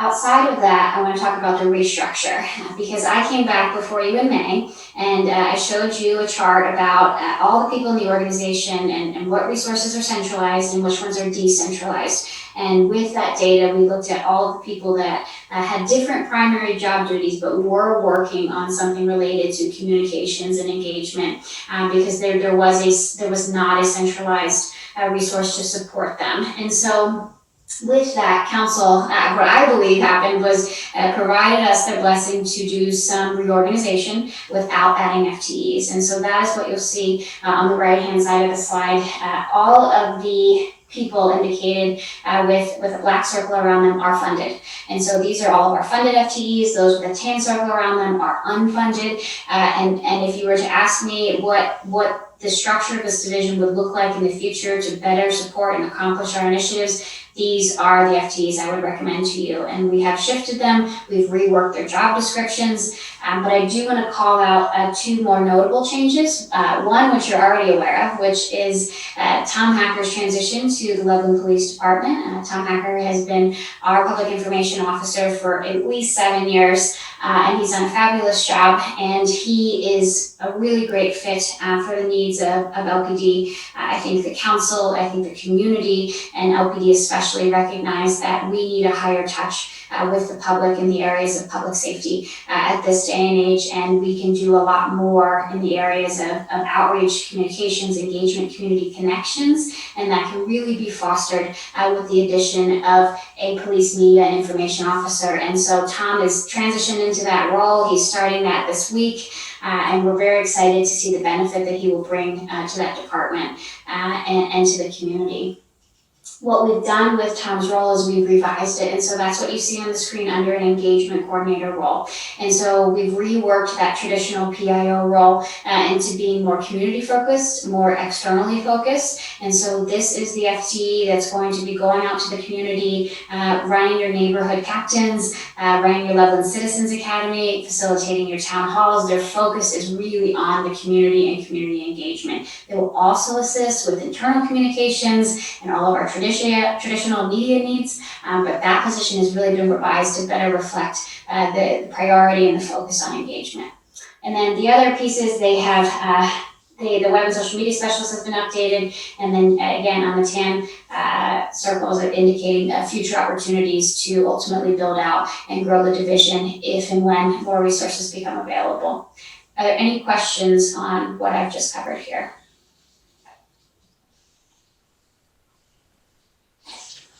Good? All right, perfect. I'm sorry, I had my hand up, Justine. Sorry about that. Oh, that's okay, it's not your Okay, fault. sorry, Councilor Overcash, go ahead. Justine, is there analysis that your group has also done regarding, I think I remember something from the past, the time that's being spent and the assignment of people in various communication functions in other departments throughout the city, including enterprise accounts, and I guess the impact on this plan, how does that influence that current structure, and what do you believe the future structure in time should look like? Sure. So we know we're by commenting on here, because I only see part of the picture. Yes, and to Councilor Olson's point, hopefully the structure, it really starts below my level and also with below the police level. I know you had a question about the city manager's role, my role, and other roles and their duties with OC. So when I'm talking about the structure, I'm really just talking about below that line. So I don't assume the city manager works on this function much of his time at all. And that's why he has myself and others in place to do that. So hopefully that clarified that. But to Councilor Olson or Councilor Overcash's question, we did not look at enterprise functions just because they have different funding sources, essentially, and they typically have more resources to put into these functions. If you look at Pulse, if you look at Water and Power, they have more support than in some cases what the entire city has that's in the general fund. HR did do an additional analysis on the level of work that was being put into communications and engagement, and they did identify an additional position in another department that would would be able to potentially be reorganized to fit into this structure based off of capacity and duties and what's being done. So while there was additional work to identify that, we did not find that the amount of time that they were spending on communications and engagement duties would allow them to be fully centralized without leaving another set of duties unattended to, which is typically their primary purpose of why they were hired. So what's happening is they were hired for one reason and they find themselves doing a lot of work in communications and engagement because the need is there, but they still have to maintain their other duties. Does that answer your question? Well, it provided information, but it didn't answer the question. Okay. I think what I'm interested in is understanding what is the essential things that we need to accomplish to address the problem and the challenges identified in slides 3 and 4. So what are those essential things? And you've identified some of those things.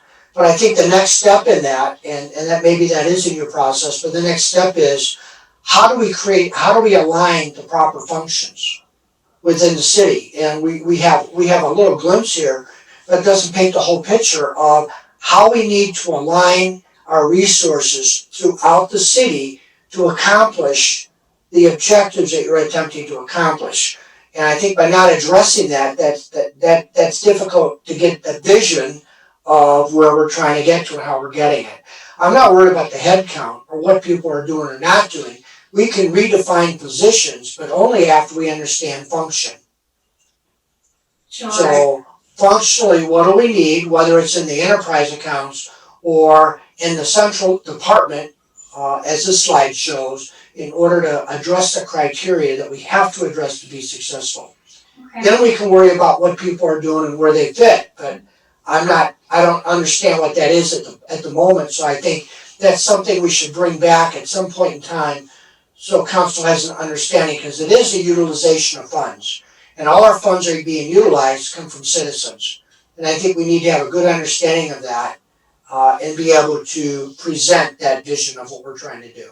Sure. Then how to do it. Thank you for that clarification. And I probably skipped a step or two in my explanation, but let me just give you one example of how this works. So that addition of the police media and information officer was a need. We recognized that there was a gap in public safety communication from LPD. And so we reshuffled our resources to address that need with the assistance of LPD. What you don't see on this slide is that individual, Tom, is still very plugged into our division and to the city manager's office. What we were finding sometimes is that the communication channels between LPD and the city manager's office were not as free-flowing as they should have been. And so sometimes we had confusing messages, sometimes we didn't know messages were going out. And so by establishing that position with a known resource, we are hoping to eliminate some of those challenges that we've had. And so Tom still attends our staff meetings that are weekly. He and I still meet once a month to keep each other informed of the initiatives. And then outside of that, we have several processes in place, like the Communication Steering Committee. I'm going to talk about this in a few slides, but a requirement that when staff talks to media, that they inform our office so we're not surprised with messages that are going out in media context. So we've addressed some of that through process, and I may have not explained that well, but you'll see it as we start going through the roadmap, and there is some a little of that behind the structure that you see up here as well. All right. Thank you. I don't see any other hands, Justine, so I think you're okay to keep going. Thank you, Mayor. Okay, looking at the roadmap that we have here, I'll start with kind of the left-hand side of the slide, just the key. So as I mentioned before, strategies and initiatives mean the same thing as our citywide strategic plan. So those strategies are a little broader, they're a little more high level, they support the focus area, and they generally talk about a long-range activity. They are indicated by the tan rows that you see on the right side of the slide. The initiatives are what we would call more project-based, more efforts. They're more tactical in nature, and you will see those with the white rows on the right side of the slide. And then moving through there, just kind of orienting you left to right, we indicate the status of each initiative. So not started, pretty self-explanatory, all the way through in progress, complete, and ongoing. The only thing to note with complete is that it is an initiative that has a finite start and end time. And so where an ongoing item is work that we are always going to have to do, but it does take up our capacity, so we do need to recognize it in the roadmap as well. Looking at the time frame, you will see that, again, that 2-year period that I mentioned earlier, the items that we expect to be completed more quickly are in that 0 to 6 month category. And then you can see we address the latter half of the year, and then we move into kind of year 2 of this plan. And typically items are in year 2 of the plan if we are lacking resources or there's a higher financial impact. Outside of that, we have the lead indicated, and why you may think OCE would be the lead on everything. There are items that we are support on. An example of that is Human Resources provides an engagement survey to employees. We assist Human Resources on the distribution of that survey to our employees. And there are a few other examples where we are just more support opposed to the lead. Resource levels, they're color coordinated. They kind of indicate a stoplight, where green means resources are great. They're not a barrier to implementing the initiative. Yellow means resources are a little limited and they could impact our ability to accomplish that initiative. And red means resources are not available and we are not able to move forward with the initiative at this point in time. And then the financial impact, I just wanted to give council some context on that. When you see the words none, it is never, it would be best to view that as there's nothing we do that doesn't take resources. But when I'm saying none here, meaning a hard financial cost outside of staff time. And so outside of what we maybe already have budgeted and planned for. And then from there we have low, moderate, and high in the ranges that we indicate there. So if you're interested in reprioritizing a particular initiative, you have some context on the level of resources that we currently have in place to support it and if there's a corresponding financial impact. And then before moving on to the next slide, I just want to address the snapshot on the right-hand side of the slide. You can see at the top we have the focus area outlined with that top red box, and then we move down to the external and internal strategies. I want to note that the external strategies, they were determined to be external if they largely benefited the public or an outside party, or they largely required work of the public or an outside party in order to accomplish that initiative. When it came to internal, we reversed that, where it either largely benefits staff in the sense or the organization that it's a process improvement, and that may often result in an external benefit, but most of that work is occurring internally. You may see initiatives that could be in both categories. That is absolutely possible and true, but this is where I think they best belong at this point in time. And then below is just a snapshot of performance measures that we have tied to each focus area. We are not trying to recreate an entire performance management program with this roadmap, but we are trying to add some measures so we can identify whether we're having success in accomplishing the outcomes that we have. Any questions on this before I move on? Yeah, Councillor Sampson followed by Councillor Overcash. Thanks for pausing. Thank you, Madam Chair. So Justine, I saw that there is, and maybe I skipped ahead to the next slide, but there's one for provide accessible information is one of your strategies and initiatives. But it talks about accessible, like annual consolidation of the city website, pages on the content. So like more like user friendly, I think is kind of how you would define accessible there. So I didn't see an initiative that, and I might have just missed it, talks about accessibility for people with visual impairments, hearing impairments, who speak another language. I know we offer a lot of our print media and stuff, our print stuff in Spanish, but do we have alternatives for our website? And has there been consideration for doing subtitles or closed caption even for just our Zooms that we do, now, and then our regular, because I forget we stream too. So yes, I know it's a little outside of it, but is that one of the strategies and initiatives you guys are considering? Yes, and they're in different outcomes. So we do specifically address ADA in here, and one of the initiatives that we have is that we require annual ADA training of all of our website users moving forward. That's not something we've ever done. And so what happens is with the redesign, we worked with our vendor to create a compliance site. that site can go out of compliance just as quickly as you launch it because you have so many different people managing it. So it's incredibly important that they all be trained on what are the ADA standards. WCAG, I think 9.0 is where they have to, or maybe it's 2.0, they have to be up to speed on. So we have video content, and then it's being incorporated into our employee management software. So we're making sure we're tracking who is receiving the training each year, so we don't go out of compliance, because not only is it critically important for accessibility, but there's also litigation that happens when you do not have a compliant website and compliant services. And so that is an initiative in here, and I will point that out as soon as we get to it. Okay, and then like ADA is not the only thing that makes things accessible. So like even when people do like stories on Instagram, they caption themselves by like recording their voice. You know what I'm talking about. So is that part of your initiatives as well, that you would implement that across the board, that it would be closed caption, that it would be offered in a different language, that it would be for the hearing impaired as well, and for the visually impaired, that would be like always consistent with every single thing that you put out, basically. Is that right?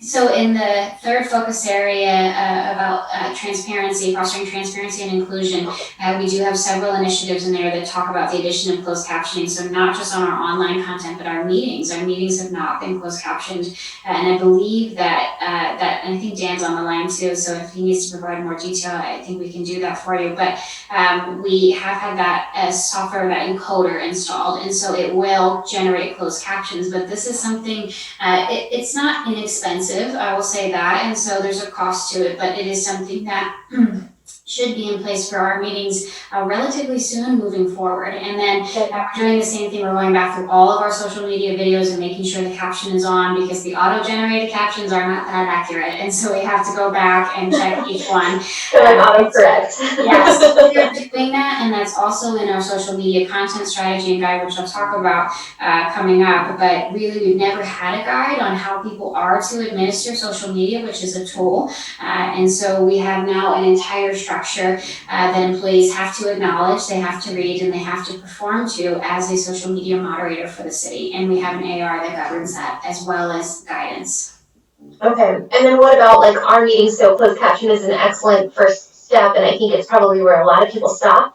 But what about offering a Spanish translation or something like that, even if it's not live, but it happens the next day? Have you guys considered something like that?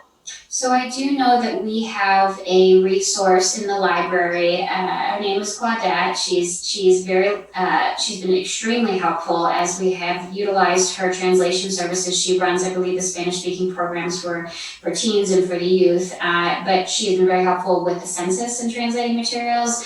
We've asked to pull her into the Keep NOCA Open translating materials, and so I know she has other primary duties, but it's really nice to have an in-house person that can assist with that. And so if we want to really expand that, we may need to consider contract services, which I think HR has a contract for some of our translation, or we might need to consider expanding Claudette's role, because she's doing a lot right now with the translation that we are providing. But agreed, there are ways to improve the level of accessibility from translation to sign language to other areas. Right.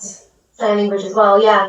So I would really like to see if you end up doing that, or not even if you end up doing it, I'd like to see you incorporate, other languages and translations. It's primarily Spanish, and I think ASL would be fantastic as well, at least for some things.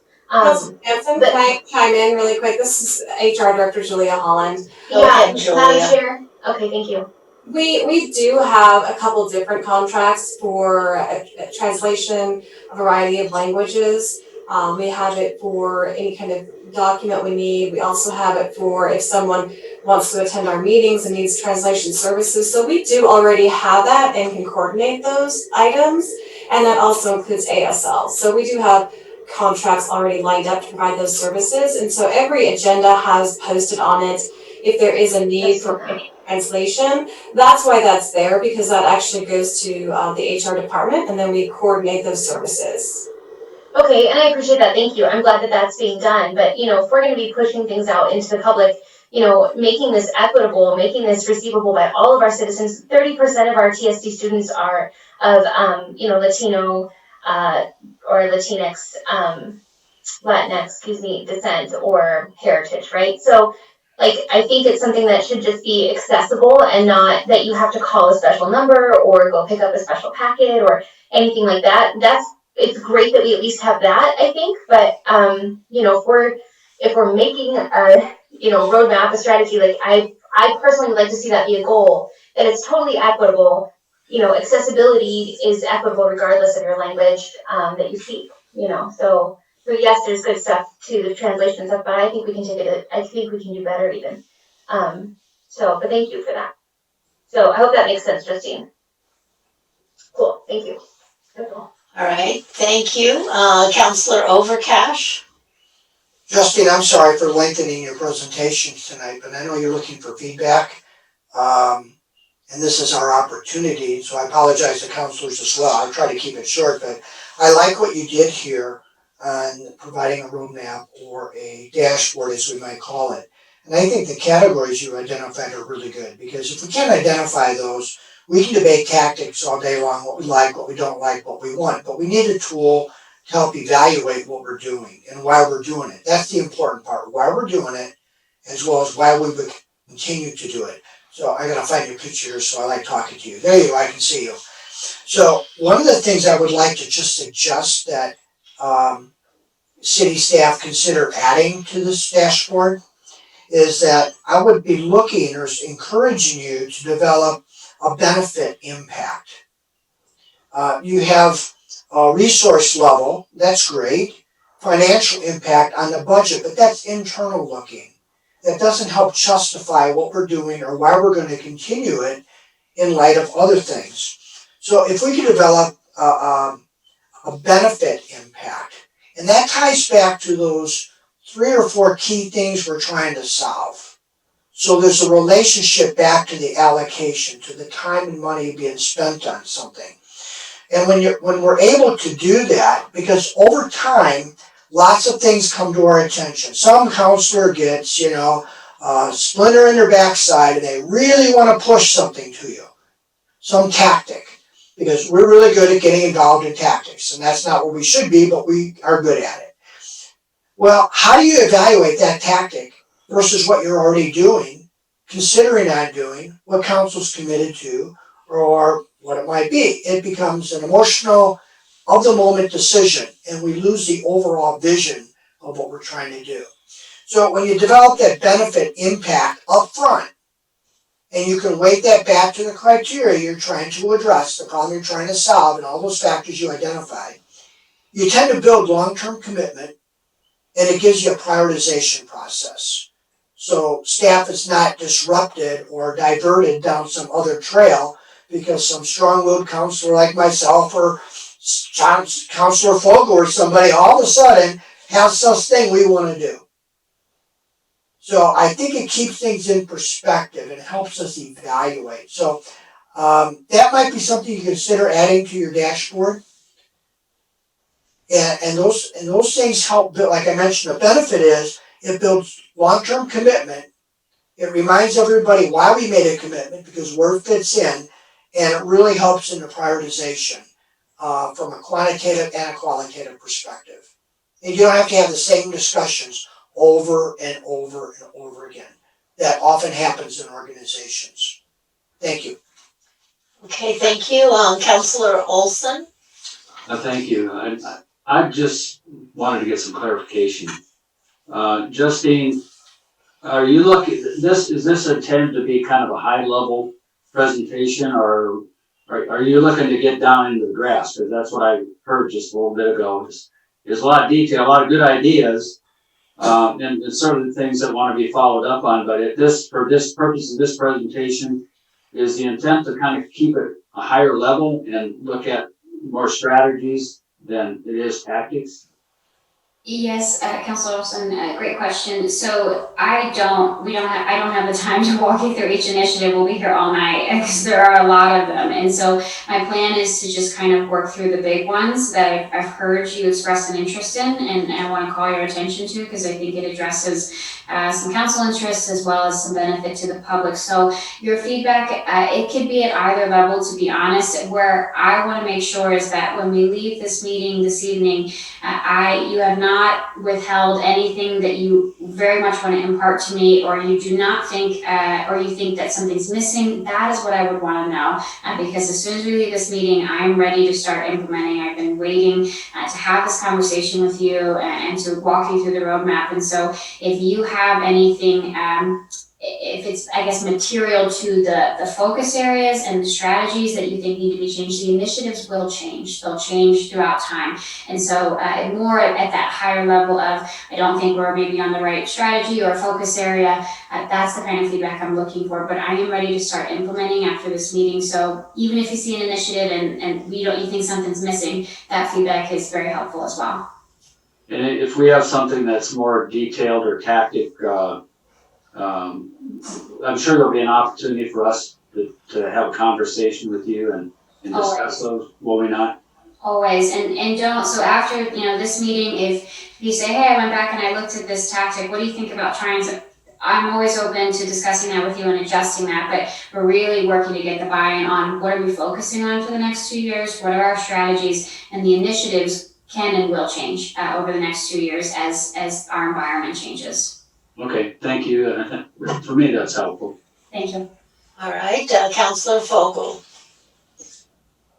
Hello there. I'm sorry I may have missed part of your presentations from driving under underpasses and things like that, Justine, but one thing that I'm not seeing in your presentation, and I looked at your packet beforehand, is one of the early discussions when we were having these meetings was how decentralized our communication system is throughout the city. I mean, we have we have a half an FTE hanging over here in this department, and we have a full FTE here. And I'm not seeing any listing of, we're talking about the FTEs that actually exist in the department that you're talking about creating, and that's great. But I'd like to see a chart of the FTEs and the department breakout of where all these people are. And I understand some of them are quarter FTEs, some of them are half FTEs, some of them are full FTEs. Because if memory serves, the discussions that we've had before were heavily based on you're consolidating a lot of that work and a lot of those people underneath a single umbrella to consolidate and better monetize the city's resources into not having so much overlap. Because for many years, I think we've had a lot of overlap from a communication standpoint, and unfortunately that's produced a lot of what you're talking about here with inconsistent messaging, inconsistent implementation, and probably even a lot of duplicative work. So have I missed something? Is that, I don't think it's in your slide deck, but where are we gonna see that? I don't know, I see Councilor Overcash is waving his hand like he wants to He's say going crazy. I think, yeah, John, earlier, I'll answer for Justine, just so it gives me a chance to make sure I was clear. Earlier, I'd asked that question of Justine. You were probably going through one of those underpasses. Maybe I missed it, I'm sorry. Well, that's okay. What I was asking for, see if this answers your question, Councilor Fogel. I'd like to understand what the structure should be moving forward. In other words, functionally, how should it look? I'm not concerned where the FTEs are at the present. That's something that often happens. People look in the mirror and they focus on the past or what's current. What I think we should be looking for is what should it look like going forward. In other words, throw out the old org chart. I don't really care about that. That's something I say all the time. I don't mean for the city to do that. I'm not giving direction. But don't pay attention to the old org chart because that's limiting. That's binding you in the past. And that's a mistake that organizations often make. If we start looking at what it should be based upon what we're trying to accomplish, and when I look at the intended outcomes and some of the things coming up in the focus areas, I think the city is doing a good job on that. Now paint the picture for me. How are we going to get there? Functionally, how do we have to organize? Then you're talking to me about what the budget should be tied into how we functionally have restructured, as well as what specifically we're intending to accomplish. And the previous comment about a benefit statement or a benefit impact was just be able to put value on it. in some, 1+, 2+, 3+, whatever the coding system wants to be. That way we have a consistent way of evaluating what we're doing and what we're hoping to accomplish. I think that's what you're asking for, John, but I was trying to point the focus forward and not just look at what is. That will lead to, let's get what's forward and we see where we gain, where we're heading. Well, I think I can agree with about 60% of what you said, but 40% I don't. I think it is important that we look at where we are today. I would like to see a chart of across the board, maybe divided by the ELT team categories, showing how many people and how many FTEs we have involved in communications. Because if we're going to truly build this new department and go forward, I think it becomes critical that we start seeing consolidation. Well, I agree with you, John. I think it's a matter of linguistics. I'm painting the same picture but looking forward by not ignoring where we're at, but the vision has to be what's it gonna take to get it done. Okay. I agree about looking forward, okay? I don't agree that we can look forward without knowing where we are today. We need to know what that chart looks like now, and I think it needs to be included in this process as we move forward. Because if we're saying that Fort Collins has 17 people involved in communications, but we have 3, that's not really, not really correct from what I'm understanding, because our decentralized system where we have people involved with communications in every department across the city, those need to be acknowledged in some way, shape, or form. And I'm not sure without seeing, where all those people are.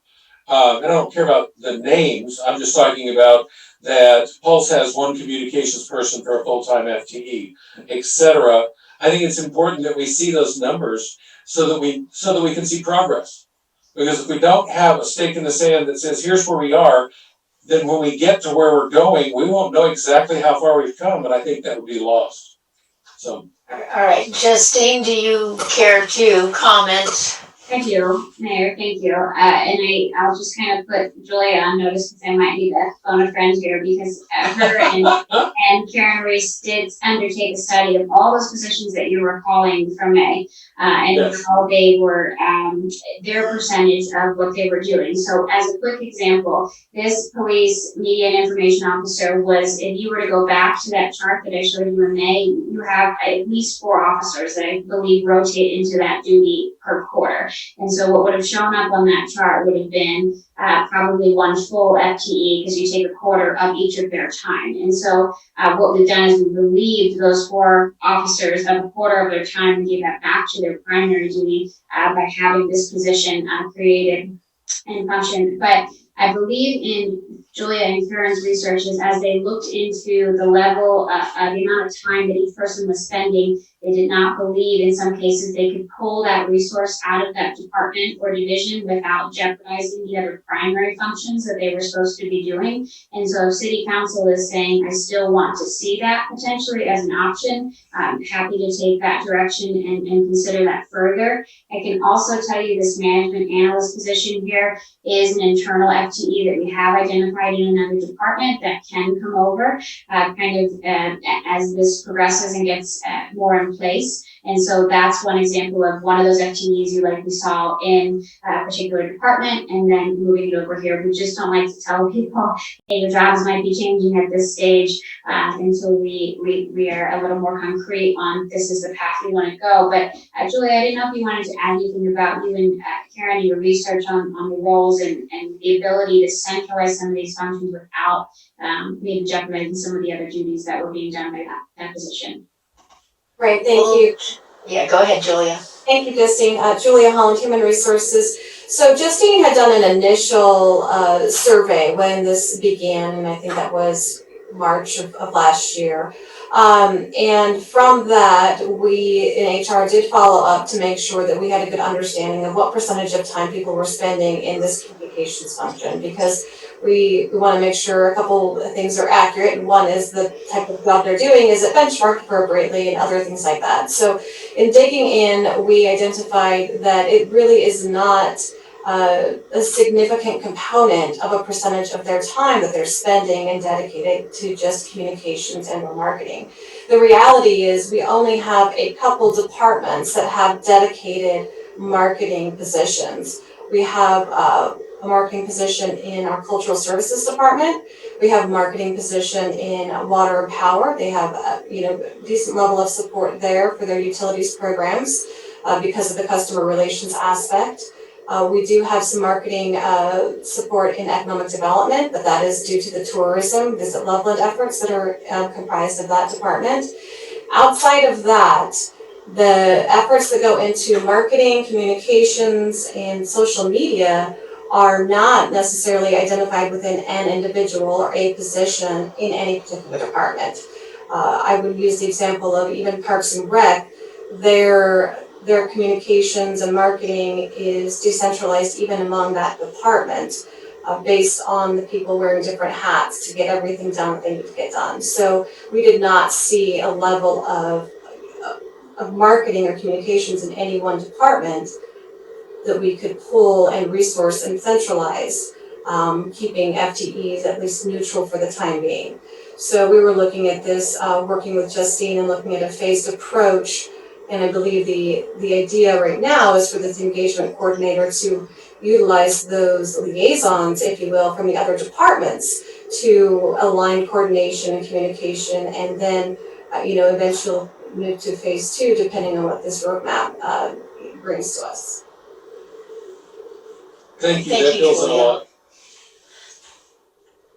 Councilor Vogel, is that the end of your question? Yeah, that really does fill in a lot. My concern was that between the last time we talked and this time, that component just kind of slid off to the side, and I knew you'd probably done the research on it. I was just interested in knowing where that came to rest. Because in a time when our budgets are so tight, there's not a lot of money to go around, and I don't need to tell anybody on this call that. So, thank you. Okay, thank you, Councilor Clark. Yeah, I just want to go back to something that I think Steve Olson mentioned earlier, and that is, what is our role here tonight in listening to this presentation? And I think, as I understood it, that we're supposed to be at kind of a higher level, looking at this, commenting on the overall picture of it. But as far as the implementation and going forward with it, that's really a city manager call. I think our role is just to kind of give an overall look on this. I'm concerned that we might be getting too down into the weeds, but that's just my personal opinion. And I'll have some more comments later, I guess, regarding the funding, but I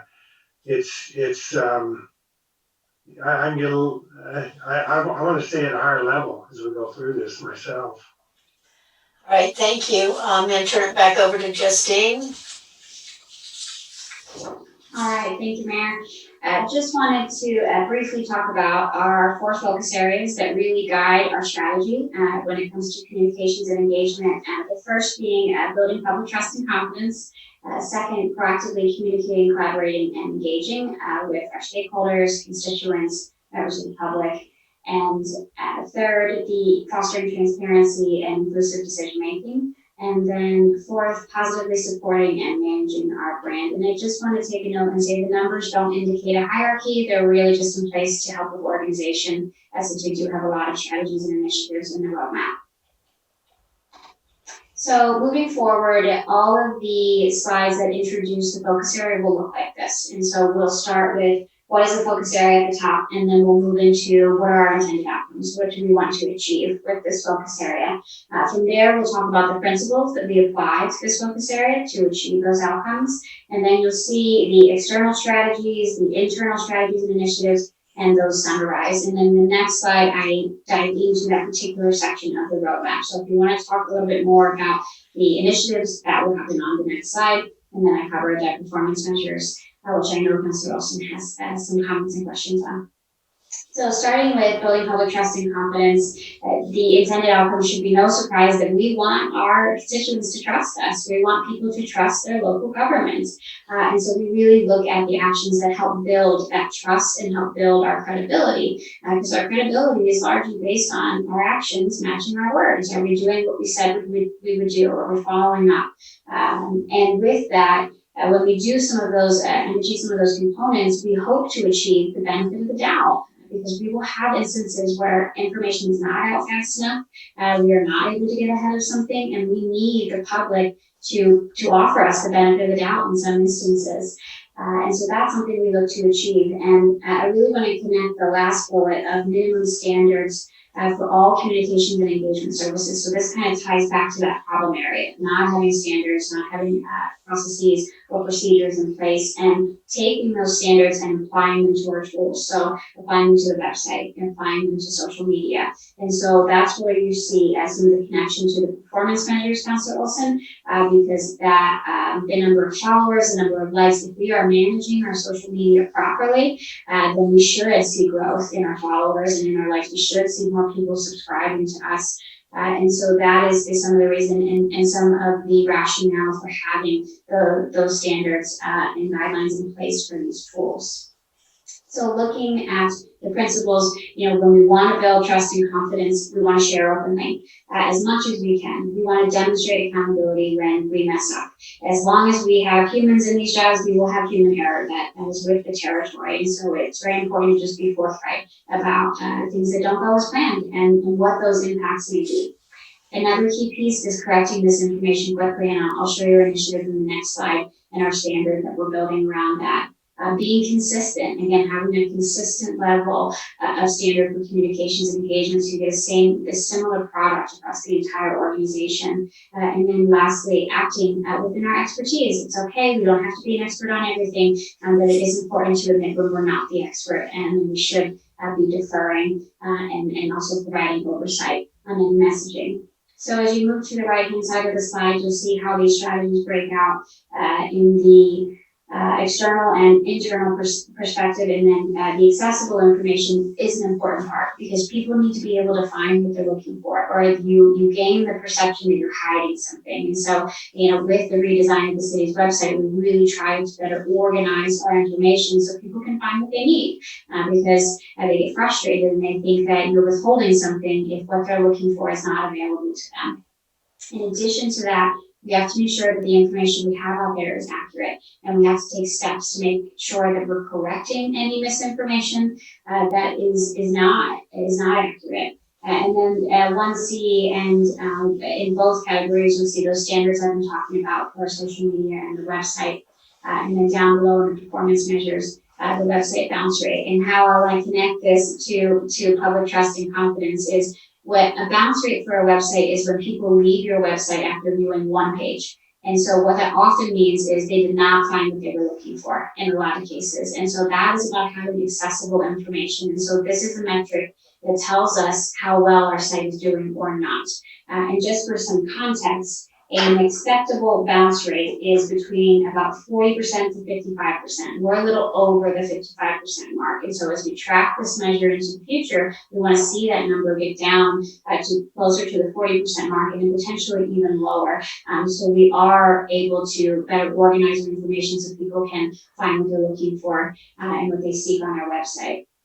And then when it comes to social media, as it pertains to our followers, on our likes, it's really important to be expanding our audience. And the more people that follow us, our pages and what we're doing, more people are buying into at least hearing what we have to say. And it's a great way for us to connect with people. So in order to continue to foster public trust and confidence, we have to keep these channels functional. And we do that by having guidelines in place and standards so we get a good product and we get a good result. And just to give you a little bit of context on our performance, as we look at the followers that we've gained in the year over the last year on Nextdoor, we increased our subscribers by 20% in 2020. When we look at Facebook, Facebook is one of the few platforms that separates likes and followers, but we've grown our likes by 12.5% and our followers by 26%. Instagram has increased over 109%, but we also just started that platform, so we expect to see a lot of initial growth there. And then Twitter, we have grown by 5.5%. And then when we look at some of the standards, it's harder to have government standards for this, but what we found by looking at other industries is that growth rates can range from, they vary by platform, but we're looking at maybe 2 up to 8% per month. And so what we can start tracking is seeing how we're performing, and are we even getting close to those metrics? Are we growing the way that we should? And so hopefully that gives a little bit more context on measures and why they were selected for this outcome, but there is likely questions on this focus area. I only see Councilor Vogel's hand up, and I think that is left over from the previous. Okay, very good. Then I'll move on to the next part, if that works. Well, Justine, it's just about 8 o'clock, and I know initially you thought it would be an hour. Where are we in terms of what you think we have left? I'm asking in case we should take a break, if it's going to be a while longer. So what I would recommend there is if the council would like to take a break, I would cover one more slide, and then a break would be a good idea because we have about 6 slides of content after that point. Okay, and while we were discussing this, Councilor Sampson's hand came up, so let me go ahead and ask her question. Thank you. Go ahead, Councilor Sampson. Nope. Hand down instead of unmuting. Okay. Okay, thank you. Justine, I just wanted to say that whoever does your guys' Twitter or has been doing your Twitter has been like exceptional. I even noticed that the Planning Commission was on there last night, and maybe it always is, but I just was really, really impressed. And I share your guys' tweets a lot, actually. So that you said you only grew by 5%. That's just in the followers. It's right. There's a lot of metrics we can choose to utilize. Engagement, how many people we're reaching. There's a series of metrics that we look at, but followers and likes are one of the indicators we do keep track of. Yeah, but you must have already had a good following on Twitter, I would think, right? Twitter and Facebook are our oldest platforms. Nextdoor and Instagram are newer platforms. And so with newer platforms, it's normal to see growth that's maybe different than some of your more traditional platforms that people are aware of and have been on longer. Okay, cool. Well, I think you're doing great. Thank you. Yeah. Okay, so Mayor, if it's all right, I'll just cover one more slide and then we can take a break. Great, thank you. Thanks. Okay, so this is the section of the roadmap that covers building public trust and confidence. And again, just orienting you to what we saw earlier in the key is the strategies are in the tan rows, and then the initiatives are in the white rows. And you can see I've kind of broken it out external to internal. I won't spend as much time talking about internal. I believe the council is more interested in the external strategies and initiatives, but I'm happy to answer any questions that you may have about any of the areas. So just a few items I want to call out to you because I think they'll touch on some of your earlier questions and comments. One of the process changes we made because we aren't able to pull in FTEs from other areas the way that we would like to and have a larger, more central division is we are requiring that all, you'll see under 1B, that first initiative, that all media releases, contacts, and responses are made in coordination with our division.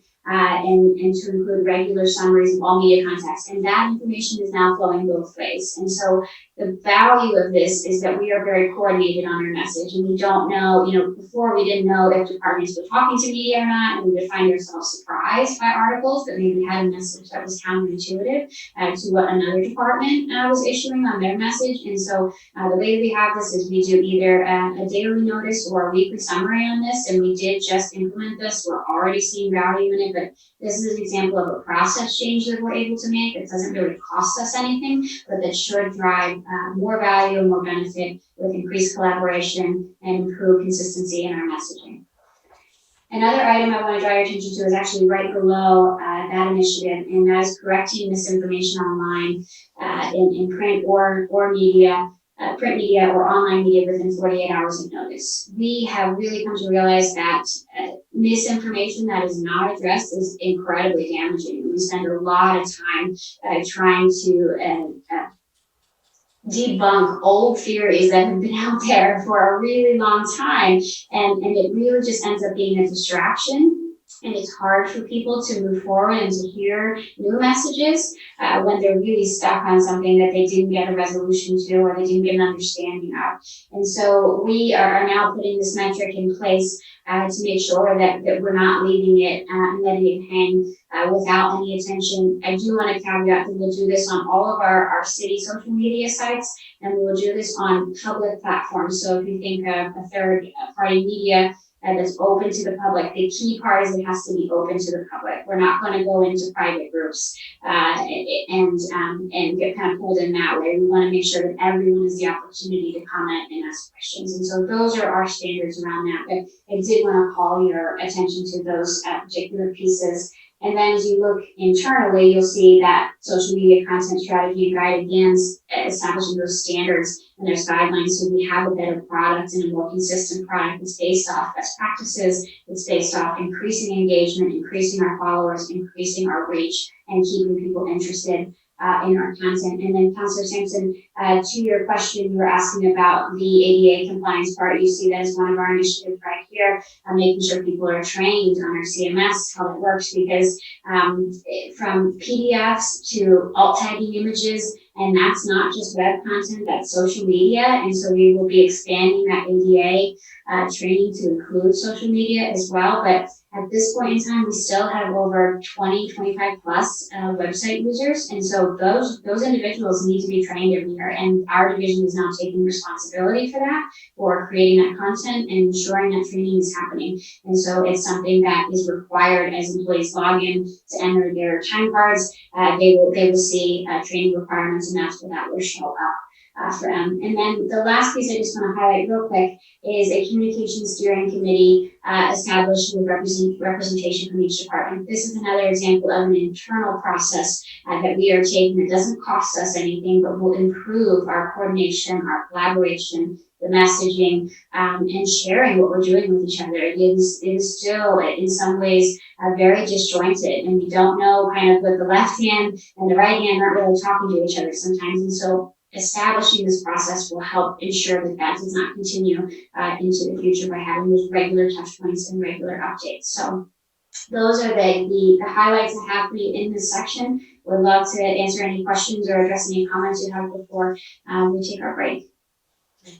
Any counselors have any questions or comments for Justine? I'm not seeing any hands, so I'll give it another second in case it's kind of a slow process. All right, I'm not seeing any. Thank you, Justine. It is now 8:04. We'll be recessed until 8:15. We stand in recess. Thank you. Callers on the line will be muted until the mayor readjourns the meeting.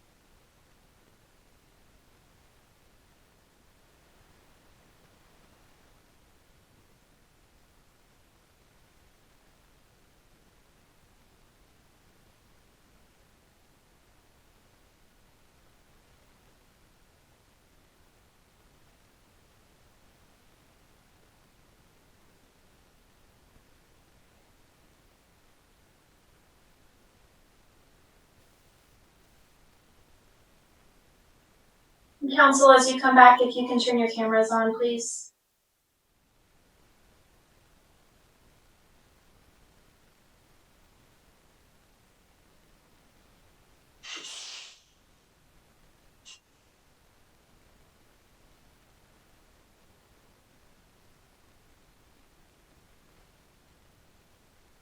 Madam Mayor, it looks like you have 6 councilors. All right, we are reconvened as Loveland City Council study session, and we are in the middle of Justine Bruno's presentation. Go ahead and take it away, Justine. Thank you, Mayor.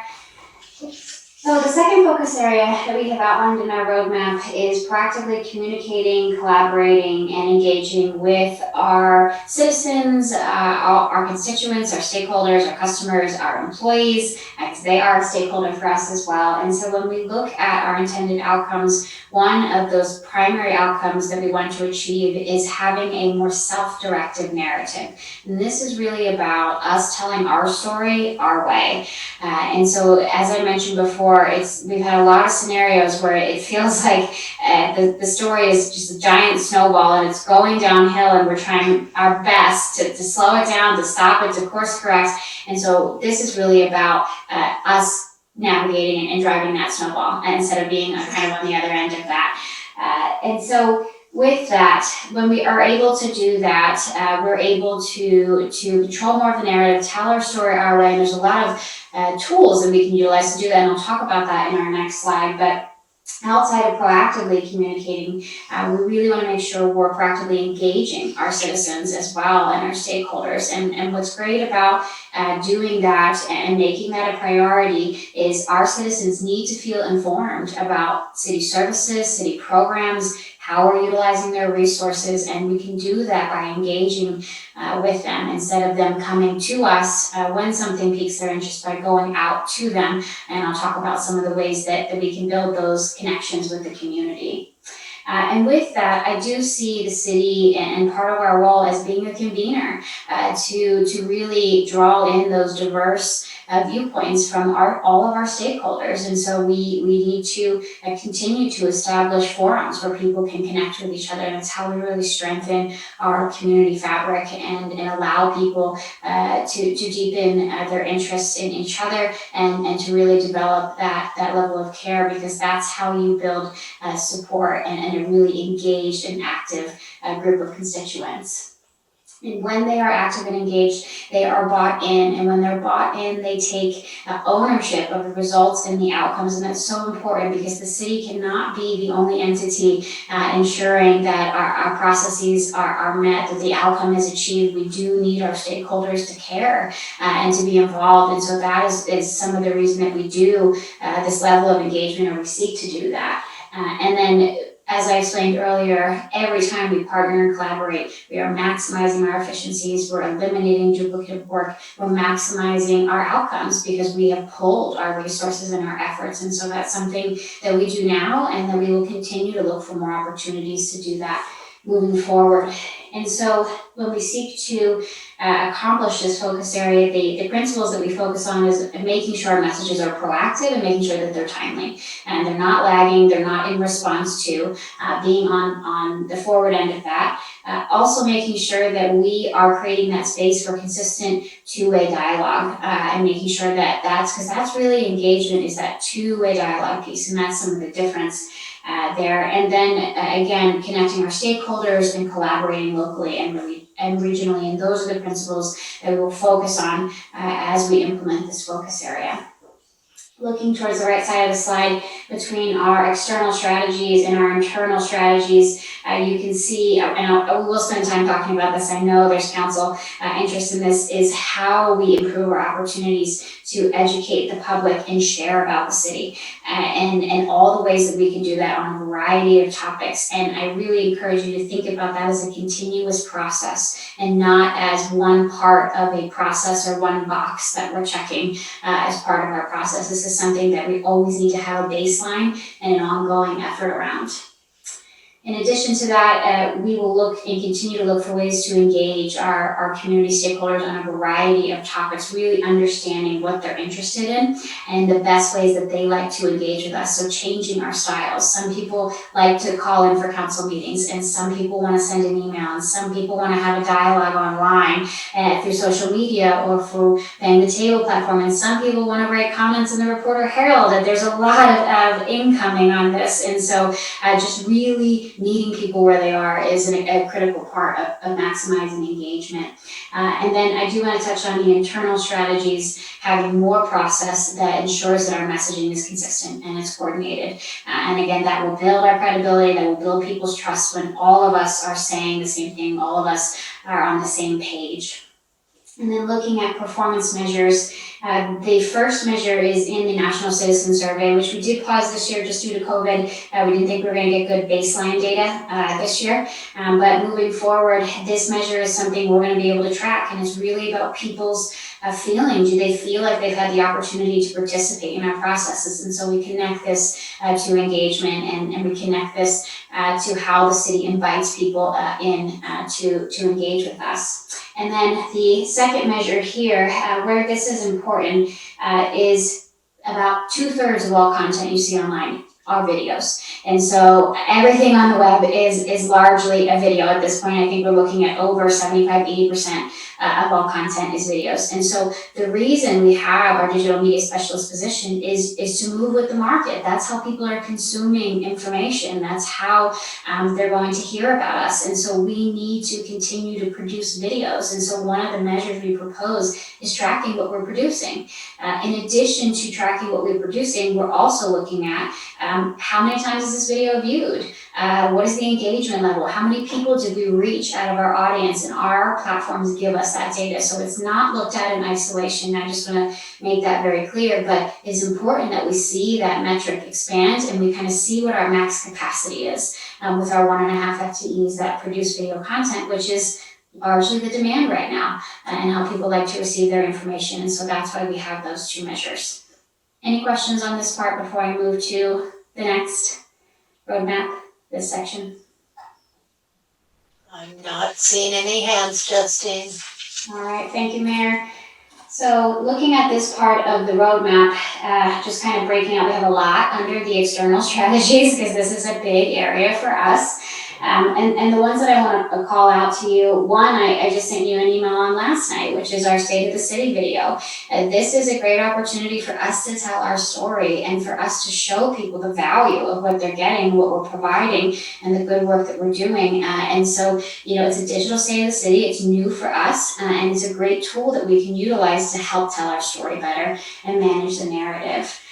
The other piece that I know council's probably going to have some feedback on, because this has also been coming up in our meetings this week, is building, is that under 2A, it's about the 5th initiative down, building citizen understanding and competency of governmental accounting and budgeting through a variety of ways to do that, whether that's video content, media publications, social media, workshops. There's ways to do that. And this is something that, again, needs to be continuous. And it doesn't mean people need to be governmental accountants when they leave this. They don't need to be budget experts, but they really need to understand that when they pay their trash bill, it does not go into the same bucket that pays for public safety. And I think some of those very, very basic principles are still not understood by most of our community. And if we cannot rely on, they attended our city council meeting where we talked about it, and so they must understand. We really have to change the way that we're providing them information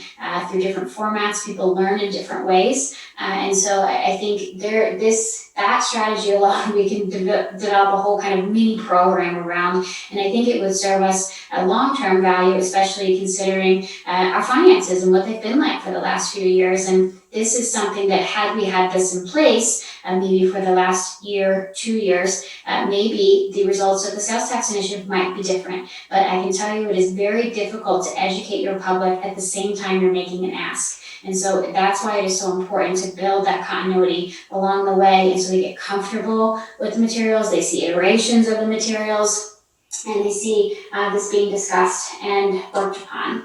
Other pieces I just want to call your attention to, under 2B, we have kind of two initiatives that I know will be of interest to you. One is the Neighborhood Captains Framework. I know Councilor Wright is interested in this, and what we really mean with Neighborhood Captains is going out to the community and establishing those relationships proactively. And this can take the shape of neighborhood events. This can take the shape of us providing updates to these neighborhood groups, whether they're HOAs, whether a small group of citizens, and we will coordinate with the different neighborhoods to do that. But part of the reason of this is we don't want people's first contact with the city to be a negative one.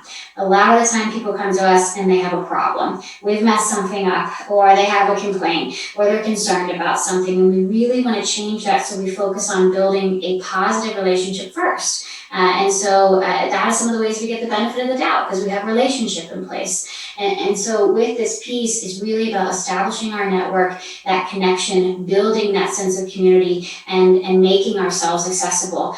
So it's not, well, I have to show up at a meeting and tell you this one time. We have these ongoing communication channels so that we're getting real feedback and we are keeping our pulse on the community. And then the last piece I want to highlight just in this section is the Loveland Citizens Academy. This is something that other communities do that I think we could do really well here. This is something our engagement coordinator role would take on as well. And what this is it's about us inviting the public in to have a very close look at what we're doing. So understanding city services, understanding our programs, and that can be by having staff experts come in, explain what we do. That can occur through tours of our facilities. And it can be a 12-week, a 16-week academy of a group of citizens, and this can be run in perpetuity, really. But it's about people understanding what their government does with the resources they provide, helping them understand more some of those principles, again, about how different services function, and really making sure that that is a continuous effort, that we're always outreaching and we're always offering this to people. So I wanted to see if council had any further comments or questions on this particular section.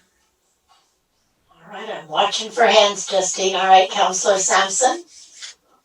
So Justine, thank you, Madam Chair. So Justine, I love the Citizens Academy. But for all these pieces, what are you doing specifically to reach out to the youth in our community?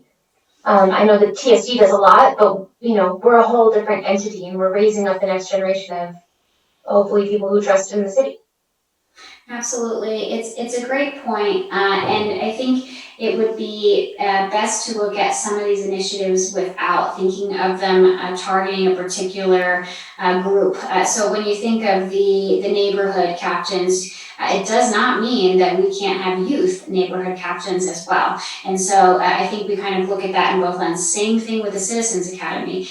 Youth are more than welcome to be in that process. So I think it's really about us marketing the opportunities and making sure that the youth understand that they are welcome. And I'd like to partner with our YAC, because they seem to have a pretty good pulse on how to reach the population and what their interest level might be. I have a theory that they might be more interested in a tour than a 2-hour presentation. And so I think we can kind of cultivate that in a way that's more meaningful to them, letting them get involved in certain initiatives, letting them kind of run and lead projects and seeing what would be meaningful to them. And so I think it's really just about taking some of the initiatives we have and making sure that the youth are considered very much a stakeholder and not separated from these groups as we may be traditionally viewing them.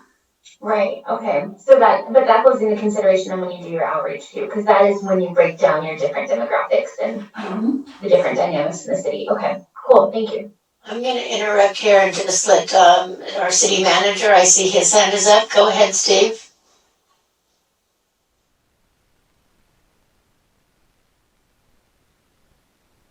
Steve? Steve, you're on mute.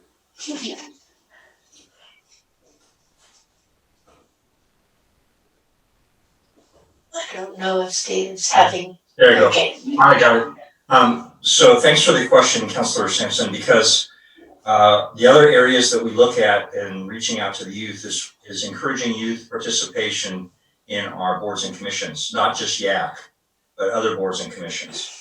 And so the idea there is to show civic government in action.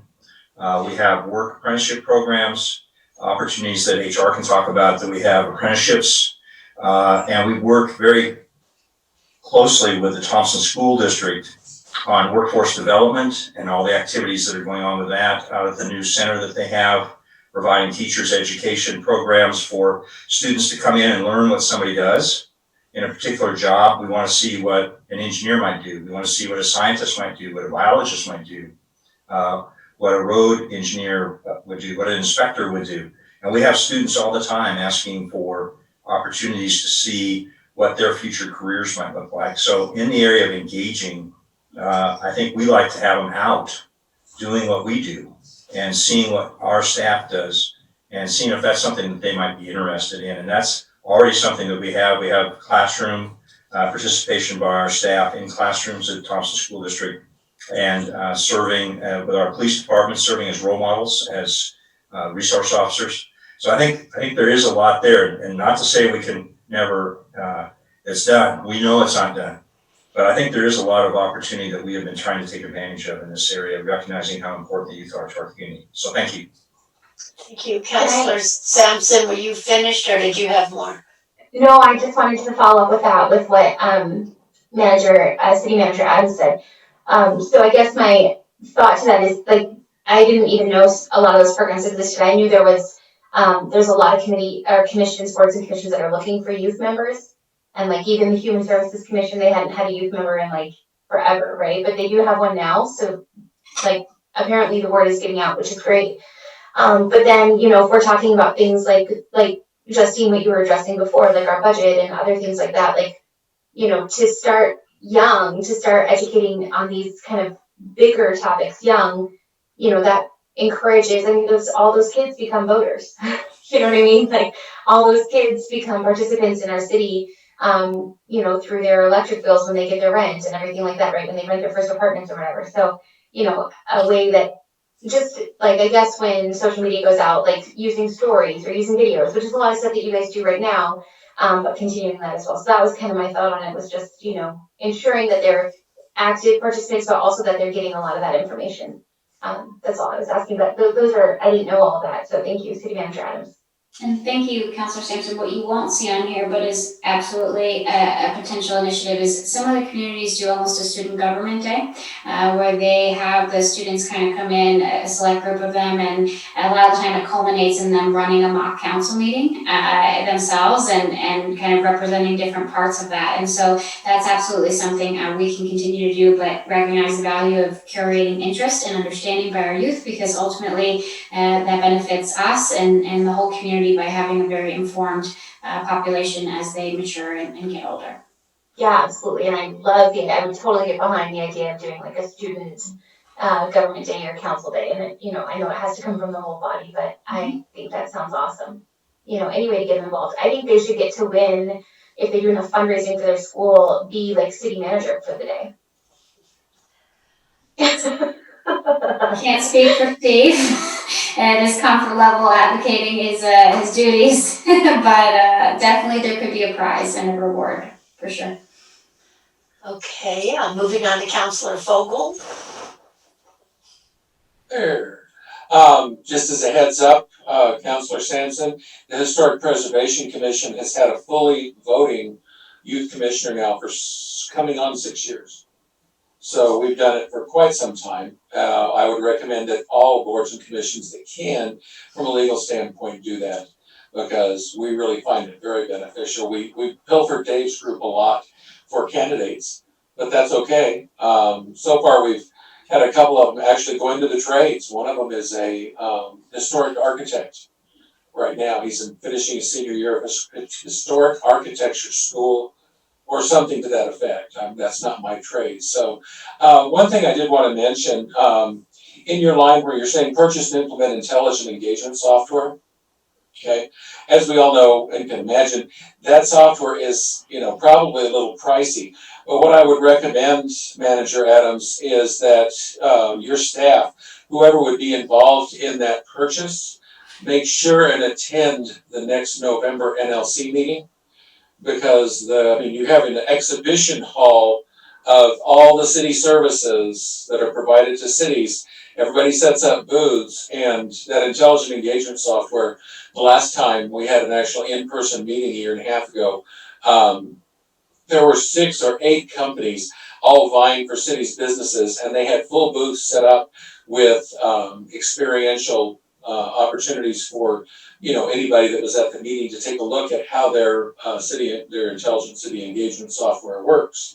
And of course, each of them has some fancy acronym that makes theirs special. But Justine, I would suggest that you really look at attending that seminar. Right now, it's scheduled to be in person, and this will be November of this year. I do not know if that will hold, depending upon how the virus rolls along and how the inoculations roll along. So, but even if it is not in person, the one that we just had in November had a full showroom of vendors, and there were several of them that do this exact sort of thing. So don't miss out on that opportunity to take a look at that stuff live, update, and in person. Thank you. All right, thank you. Councilor Clark. Yeah, I just want to follow up on the Youth Advisory Commission.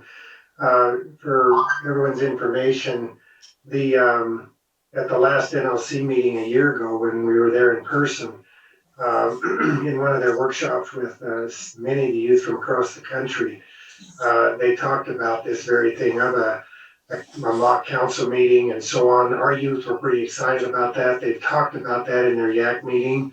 But as they prioritize their things for the coming year or this year, I think that's lower down and compared to some of the other things that they were working on. But I know that's something that they've been looking at. They've also been very interested in participating in other boards and commissions. One of the things that they struggle with is their time.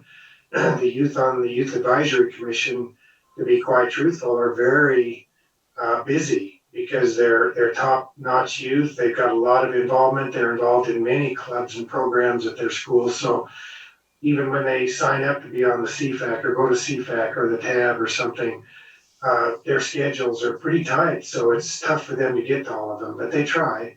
And, it doesn't have to come from the YAC. I know we've had youth from the schools that not YAC that would be on those other commissions. So we've done that in the past, and I think it's been a good thing and something to look at. But just want to point out that the youth have been thinking about that, and I know that's been on their radar, that maybe with a little prodding, they want to bring that up a little bit higher, but that'll be up to them how they want to prioritize that. Thank you. All right, thank you. Justine, I think that takes care of all of our hands. Go ahead and continue, please. All right, thank you, Mayor. Moving on to our third focus area of fostering transparency and inclusive decision-making, starting with our intended outcomes, we really want to make sure transparency is maximized through all of our processes. And where the shift comes from us is approaching it from doing what is required as opposed to really looking for every avenue to maximize transparency. So I think we've been operating from we need to do what's legally required, from our posting requirements to hearing public comment and things of that nature. But there are other ways that we can involve our stakeholders and our community members into our processes that aren't required by any type of law. And so that's what is kind of the shift here. And the thinking is really looking for all of those opportunities. Because that is the cornerstone of our democratic process, really, and why we have this is so that people that are or could be impacted by a decision or an outcome have the opportunity to participate and to give feedback on that. And so that's the principle we want to kind of focus on moving forward is that we're making sure that we're trying to understand who could be impacted, and we're really outreaching to those folks and almost marketing the opportunity for them to participate. And at the very minimum, it is very important there are going to be some processes that aren't fit necessarily or don't work for public comment or public participation. And even with those, we really need to make sure people understand how decisions were made and why they were made. That really goes a long way in increasing acceptance of a decision, support of a decision. And so that's something we should really be looking at, especially with our more significant decisions that council's making or that the organization is behind. So really focusing on that. And when we do this and we undertake this, we go a long way in generating more acceptable and inclusive decisions, and then you don't get as much of that friction and resistance and slowing in your process as you move forward. And so looking at our principles, as I mentioned earlier, we kind of approach with a seek to understand mentality. Why do people care about this? Who would care about this? And are we reaching them with this particular item, instead of just saying, well, it was posted on an agenda somewhere that took a few clicks to get to. Sorry you didn't see it. You had 3 minutes to talk about it. And so, especially these more impactful items is really just changing our focus and our mindset. And to really put ourselves in the shoes of our constituents that are vested in this. Meeting the community where they are. So kind of the point of, if you wanted to make a comment at a council meeting before Zoom, before the pandemic, you had to come in person. There was no over the phone comments, there were no email comments. You had to be here, and Zoom has actually kind of leveled that playing field for a lot of people by offering different means. And I would seriously encourage us to look at continuing that even as we move back into a more traditional model of meeting in person, and really keep those avenues open, because there are people that have evening commitments, there are people that have school, childcare responsibilities, other things that prevent them from being in person. And so I think the pandemic has really forced us to adapt in certain areas. There are solutions that let people comment on agenda items in advance of actually hearing the presentation. That requires us to record the presentation in advance, and so that's some of the difficulty there, but there are ways to really expand how people can participate in public decisions and public matters. With that, we really want to make sure that we're being forthcoming on impacts. And so this is, again, who is your stakeholder, who is your audience, why do they care, and being direct about how they could be impacted, even if it's not positive, and even if it could negatively impact them. That's how we build some of our credibility and our trust, is being forthright about that. And then having those regular forums, and this is where we're going to talk about town halls next. And that's one of the ways that we can have these forums. It's one of the tools, and then doing our part to market them, because it doesn't help if you have these forums but you don't promote it and you don't let people know how they can participate. And so those are really key parts in that. And then looking at our strategies externally and internally, very similar to what I just talked about promoting and marketing, and then improving transparency. And I'll kind of walk through some of those other initiatives that we have listed in the roadmap. Looking at our performance measures, as we start to get town hall data, I know we haven't had our first one yet, it is March 1st, but as we start to collect that data about attendees, it will be very valuable to see who's returning because they either like the process or found it valuable, and who's a first-time attendee, and see how some of that progresses over our schedule for town halls, because we can make changes and tweaks to this process, and our goal is to maximize that level of participation and that level of interest that you have for your constituents. And then the second performance measure I'd like us to continue or to look at is increasing the number of offsite public meetings that are broadcast. So at the point in time we're at now, when we would have an offsite meeting with either the Thompson School District or Larimer County or other folks, that meeting is not typically broadcast because it's not in the council chambers and we don't have the equipment to do so. With the CARES Act funding, we now have that equipment. So we can participate we can have a live broadcast, and at the very minimum, we can record those meetings to a good quality that people expect to see and make them available. And so it's not, again, that format of, well, if you weren't there in person, you didn't get the chance to see what happened, no one took minutes, there's no recording, you're out of luck. And so we have a lot of initiatives focused around that, and seeing that needle move in that area is showing that we're covering meetings that are occurring outside of our chambers. Are there any questions on this part? I'm not seeing any hands, Justine. All right, thank you, Mayor. Now let's talk about this part in the roadmap and what that looks like. We have most of our initiatives centered under the external strategies and initiatives. And so I have an initiative there on town halls. I also have a whole separate slide on town halls. So we're going to talk about that after this one. So if you'll just hang on for that. But you'll see some of the other comments we talked about, the other points I mentioned, electronic public comment and how we can do that for agenda. You'll see that last initiative under 3A, increasing the availability of translated communications materials. That's not just our agendas. That's promotional items that we're doing, marketing. I believe the last last time I looked at our demographic data, our Latino population was about 6 to 7% of our population. And so that's the majority of the other race and ethnicities that are represented in Loveland. And so we know that translating our materials into Spanish would be of a higher value at this point in time, because that's where most of our other minority populations are. And so looking at all those opportunities to do that, under 3B, you see the closed captioning that we have for city council broadcasts. You see it for our meetings, and you also see it for any videos that we're putting online. And then kind of lastly, I haven't really talked about internal strategies and initiatives, but if we're gonna have town halls for the public, we should probably start doing that for our own employees. Because right now we have that focused on our division managers group and our supervisors group, and there is a whole lot of employees that don't fall into those two categories, and that they need the opportunity to participate, to be heard, to understand what's going on in the city. And right now we just don't have an easy or a coordinated mechanism to do that. So questions or comments on this section before I move on to town halls? Don't see any hands, Justine. Thank you, Mayor. All right, as town halls, I know you're very excited to talk about this. So if you'll just bear with me for a moment, I'll tell you how this was organized.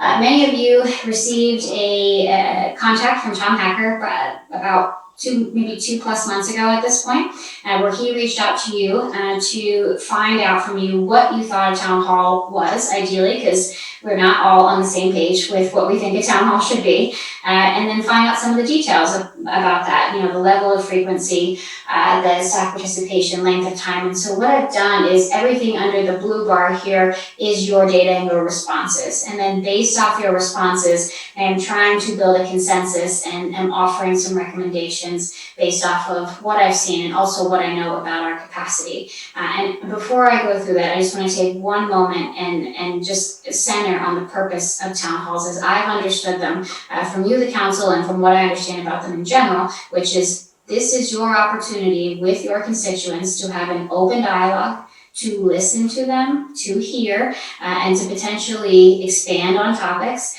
that are not in a council meeting, that are not limited to 3 minutes a person, and are absent of those procedures that you find yourself having to follow, your own and some, Robert's rules that you've adopted in the meeting. So this is your informal setting to hear from people, to have dialogue with them without all those constraints. And so I just want to keep that frame of mind as we look at what some of your input was on each category. So if it's all right with council, I'd like to move through your responses, what I'm recommending, and then take whatever additional guidance you have on how to best approach this. So when it comes to frequency, we did have some coalescing around 6 times per year. We have some counselors that wanted a little bit more than that. With the staffing we have, I can commit to 6 town halls in a year. That would be about an every other month schedule. I know there are some counselors that would want it even less than that. How I would encourage you to think about it is we could start with the schedule and kind of get those dates locked in as placeholders. And if you're finding you need to do more or you need to do less, we can talk about that and getting those either added or removed from your schedule. But I think it's a good idea to have a frequency outlined, and there does seem to be some alignment around 6. When it comes to the lead, we have a little bit of a dichotomy on who should lead this. And what I will tell you is from my research, there's not a wrong or a right way to do this. The goal is to have the town hall flow well and to be organized well and clear to the people that participate. So the council can certainly lead that process. Staff can certainly lead that process. And I think depending on if it's topical or not, that might make more or less sense. And so one way to just start an approach is to split the 6 meetings and say half maybe the council can moderate, whether that's the mayor and the mayor pro tem that are doing that, or if you want to rotate duties, it is your process. It is your opportunity with your constituents. We're here to help you figure out what works best and give some feedback and guidance on that, but it's really whatever you desire. Staff participation, we're a little split on this, and so again, a happy medium could be for half of the meetings, you could have staff there as an assistance, especially depending if it's topical, like the Metro District's one, we are intending for staff to be there because we do have very knowledgeable staff members, and we want council to feel like they have the support to engage with the citizens. And so that is an opportunity to maybe split. Length of time, we did actually have agreement on this. Everyone seemed to agree on 90 minutes. And I think that is a very solid time. And I think as we go into our next area, which is whether these meetings are open-ended or they're topical, you can maybe use that time to split it. And so what I would recommend is that most of the meetings be topical. And the reason I recommend that is you tend to generate more interest when people know what you're going to be talking about. And so when you can go out and say, we're having our first town hall in Metro Districts, you are appealing to a certain segment of people that know that's going to be talked about. Feel free to reserve time in your 90 minutes to have an open dialogue. Meetings tend to always go better when you have some type of agenda or some type of topic. So that is my recommendation. You are free to reserve whatever amount of time you'd like to have it be open without a set agenda. And then the last piece I want to cover is the format. And I think until City Council is meeting in person themselves, I do not think you should be meeting necessarily with your constituents in person for the town hall. So when you transition that, I think it makes total sense to transition that for town halls. And so at this time, I would recommend that stay remote. And when you transition back to in-person meetings, I do recommend that this stay in either a hybrid format, where either you have town halls that are either exclusively in person or exclusively online, or you offer a hybrid component where they are in person for those folks that want to attend that way, and they are online for those that want to participate in that manner and can't physically be there. I think there's a way to conduct that pretty well. You probably need some staff assistance for those meetings, but that is the summary of what you've provided in your feedback and what I may recommend, and I am happy to hear from all of you about what is palatable. And before I hear from all of you, I just want to say nothing you do today has to be set in stone. We can go into our next town hall, and if certain parts of this are not working, we can adjust it. It is your process, and we want to make sure it works for you and it works for the community. So I'm done now and would love to hear from you. And Mayor Pro Tem Overcash, I believe it looks like we've lost connection with Mayor Marsh. Okay, you want to let me know when the mayor comes back on? Yes, sir, I will. Okay, so why don't we pick up? Justine has asked for council feedback at this point in time. We might consider, as we offer council feedback, just a suggestion. I offer that feedback along the linear option or visual that Justine has given us. If you wish to comment on frequency, lead, participation, length of time, open-ended format, I think that might be an easier way for staff to record our comments and to note them. If we follow, you don't have to comment on each item, other than you might say agreed with or with Justine's recommendation or offer a suggestion. But if we do it in that format, I think it might be easier for recording. Would that be okay? Hey Don, we're just talking about these town hall options because I think there's a couple more slides yet that. That's correct. I think Justine's asking for some feedback at this point, if I heard correctly. Just on the town hall options. Okay. Correct. So just on this slide, it's slide number 15, which is currently present. I offer that as a suggestion to comment on her recommendations and your opinions so that it can be tabulated a little bit easier by the staff. So if I did not look at this hand raise prior to the mayor losing connectivity, so what I currently see is Councilor Fogel, Councilor Sampson, Councilor Olson, Councilor Wright.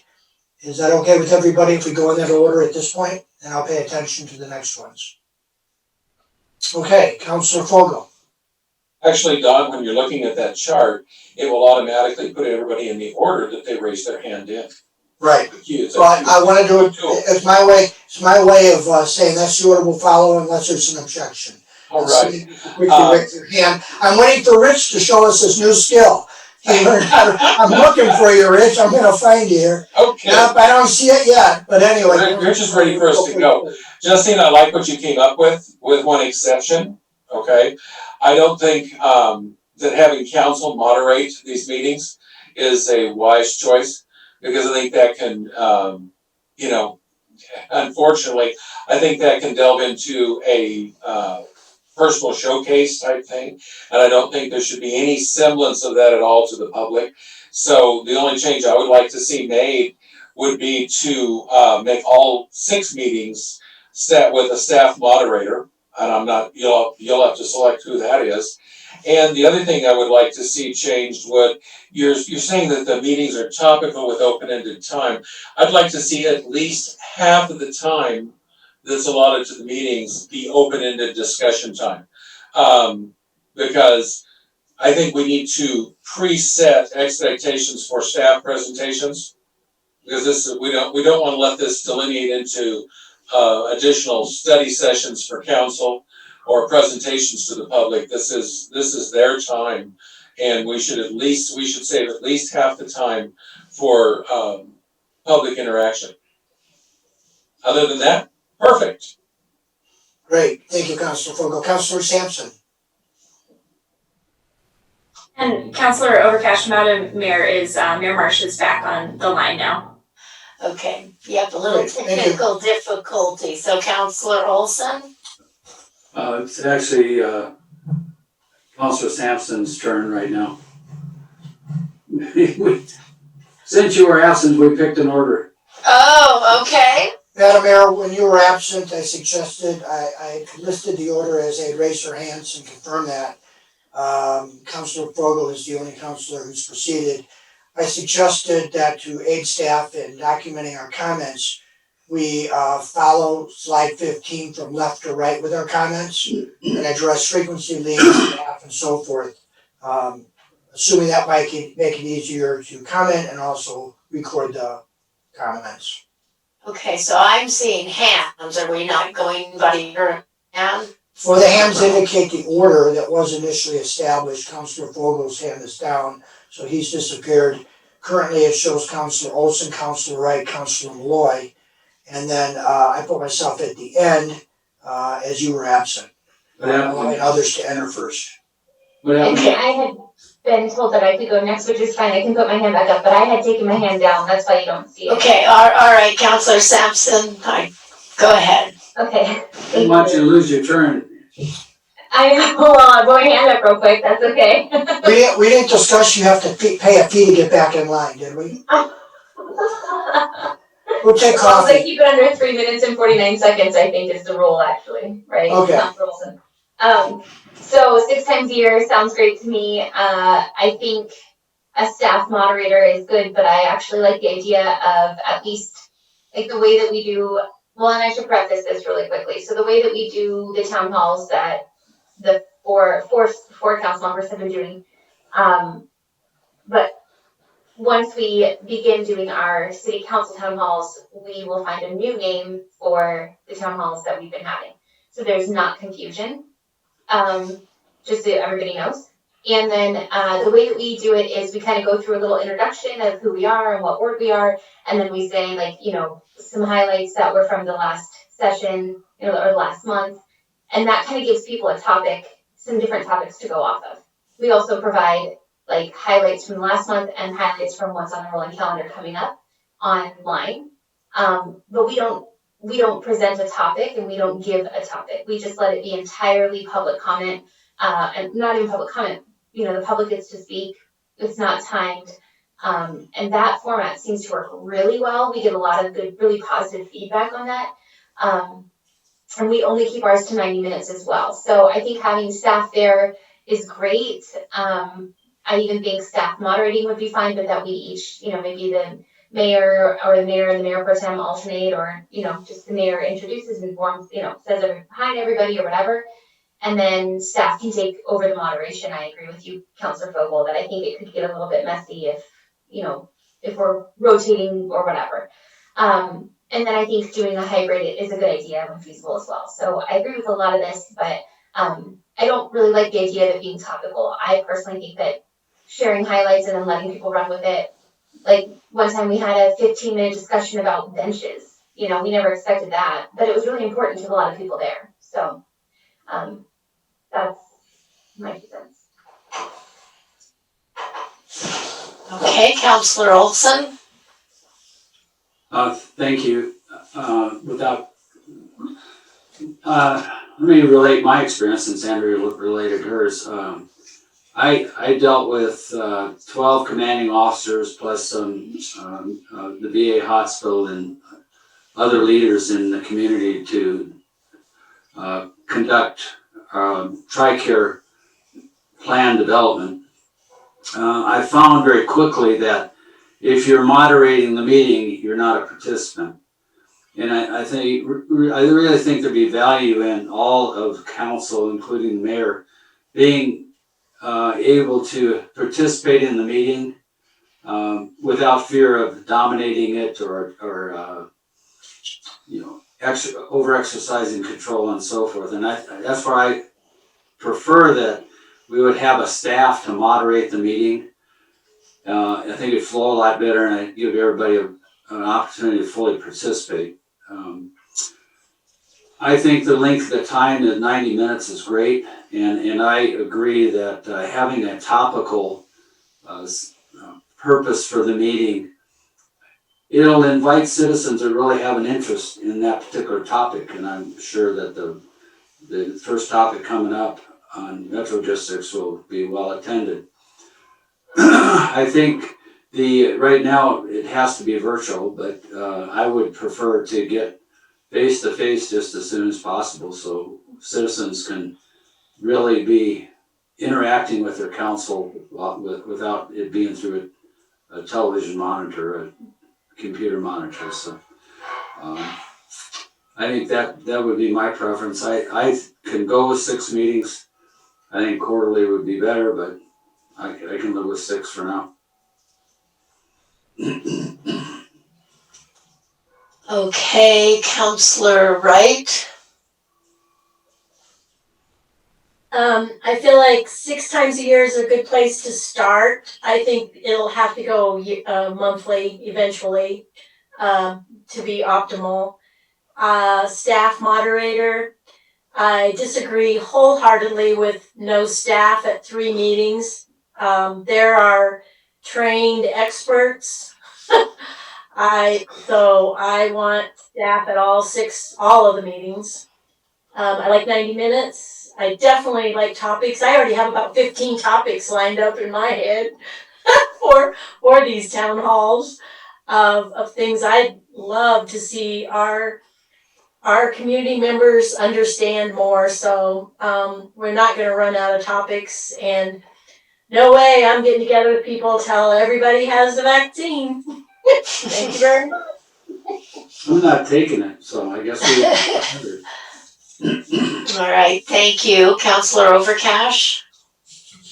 Yes, thank you. Frequency, I'm fine with that, but before that, I'd like to suggest, Justine, that we come up with a different name than town halls. And the only reason I suggest that is words tend to carry a lot of different meanings to people, a lot of baggage. And we just came out of election season, and over the past years, town halls have been stage shows. They haven't been sometimes as effective as they could be based upon the way they've been conducted. We haven't done that, others have, but we end up with that image that they come at, as a sell job. I guess that's the best way to look at it. And I don't think we don't intend that, and I don't think our citizens expect that, but we might just consider coming up with a different name to refer to this communication tool, one that's more neutral, and we can establish our own brand, our own identity with that. As far as the lead goes, I definitely believe we need an individual with facilitation skills. That's not something that comes with everybody. And I think we should have an individual with those skills moderate the meetings and introduce them. We can certainly decide how we introduce ourselves and what we do, and that can change on topic, all sorts of things. But I do think a facilitator is really the best move. As far as staff participation, I believe it could be determined by topic, but overall, I believe, in other words, we might have a non-topical one and we wouldn't know who to have. But I believe overall we should be utilizing staff and leaning on them so we can provide accurate information and not have to rely on, I'll get back to you with about every other statement. Time is fine. I think when it comes to open-ended and topical, I made a statement there, it really depends upon what we're doing. I think the key thing is that when we do 90 minutes, we allow time for adequate time to cover the topic. And we start and we end on time. Format is fine as recommended. I certainly hope we all get to a place where we can be visible. I know I've been doing training in-house, and about 50% of the people are online, and it changes all the time. So it's been working well. People have really gotten used to the Zoom type format or whatever. You might be using Microsoft Teams or whatever the format. People have got used to it. But I think we should definitely offer the option and ensure with adequate distancing, we can maintain participation, but safely for those who wish to participate in that manner. All right, thank you. Councilor Malloy. Well, I'd like to look at a different direction. I think town hall has a historical sense on what is being presented. People have an understanding what the term town hall means. I think I think we should maintain that sense of what we're presenting. I'd like to ask Justine, have you I imagine you've done research on other towns that have done town halls, maybe watched YouTube videos and see how they were formatted, how they operated? In any sense, do you have a clarity on how these will operate? Yes, I have a framework, especially if we're going to move towards more staff moderation. I do think there's a lot of value in having you fully engaged, as in the sense of being able to listen to your constituents, respond, and not have to worry about the duties that come with being a moderator. And so in the meetings, the town halls that are more successful, they tend not to have the participants also fulfill those roles. So I would say that delineation is really always there with the town halls. There are council town halls that don't involve staff. They definitely do exist. I just want to make sure everyone would be prepared that there could be impacts to efficiency of the meeting, process of the meeting, what you get out of it, especially because you are such a large body. So 9 of you potentially, I think there would have to be procedures. And that's when I see town halls go well. They do have procedures outlined, even if you, the council, just want to leave that without staff. The town halls with agendas do very well when people know kind of how they're to be structured. Topical ones do well additionally. And then other pieces I've heard of that we've not covered tonight are utilizing other technology. So we would obviously propose to use Zoom, but other town halls that I've seen, they utilize almost like a Facebook Live component to stream the town hall, and then they have another staff member kind of managing questions and comments that come in that way. So you don't have to necessarily even be on this kind of digital platform through Zoom. We can utilize social and other means to collect that information, and you kind of have a staff member relay that question for the larger group. So those are some of the items that I've observed with town halls and what makes them more successful. Okay, and I agree with a moderator, that piece. I agree with the amount of time. I imagine you'll put more specified format together. I think we limit the amount of time that each council member can answer a question or present their personal opinions on a topic. We know that there are, I'm not going to name anybody, certain council members like to talk a lot, and a 90-minute format may limit everybody having a chance to put in their perspectives of what goes on.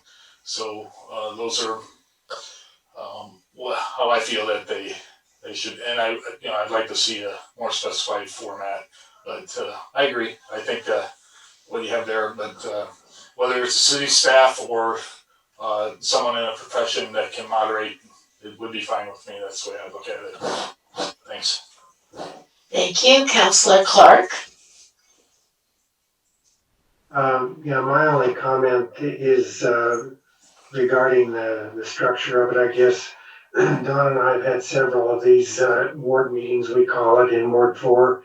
although we've invited the rest of the city. And as we all know, there's varying levels of participation when they come. It seems like the ones that we announced a specific topic were more well attended than the others, generally speaking. Not always, but so the idea, and I think Justine referred to it, having a topic will spark someone's interest to know, well, I want to go find out about that, rather than just open-ended. However, the open-ended is certainly a valuable thing. So I think someone had mentioned somehow splitting the time between set topics and open-ended topics is probably a good thing. And so that's just kind of my experience of what I've observed in our town hall meetings that we've had over the years, or ward meetings, I should say. Thank you. And I don't see a hand for Councillor Wright. Have you gone, Councillor Wright? Yes, Madam Mayor, she has. Okay, all right. Councillor Ball, have you had an opportunity?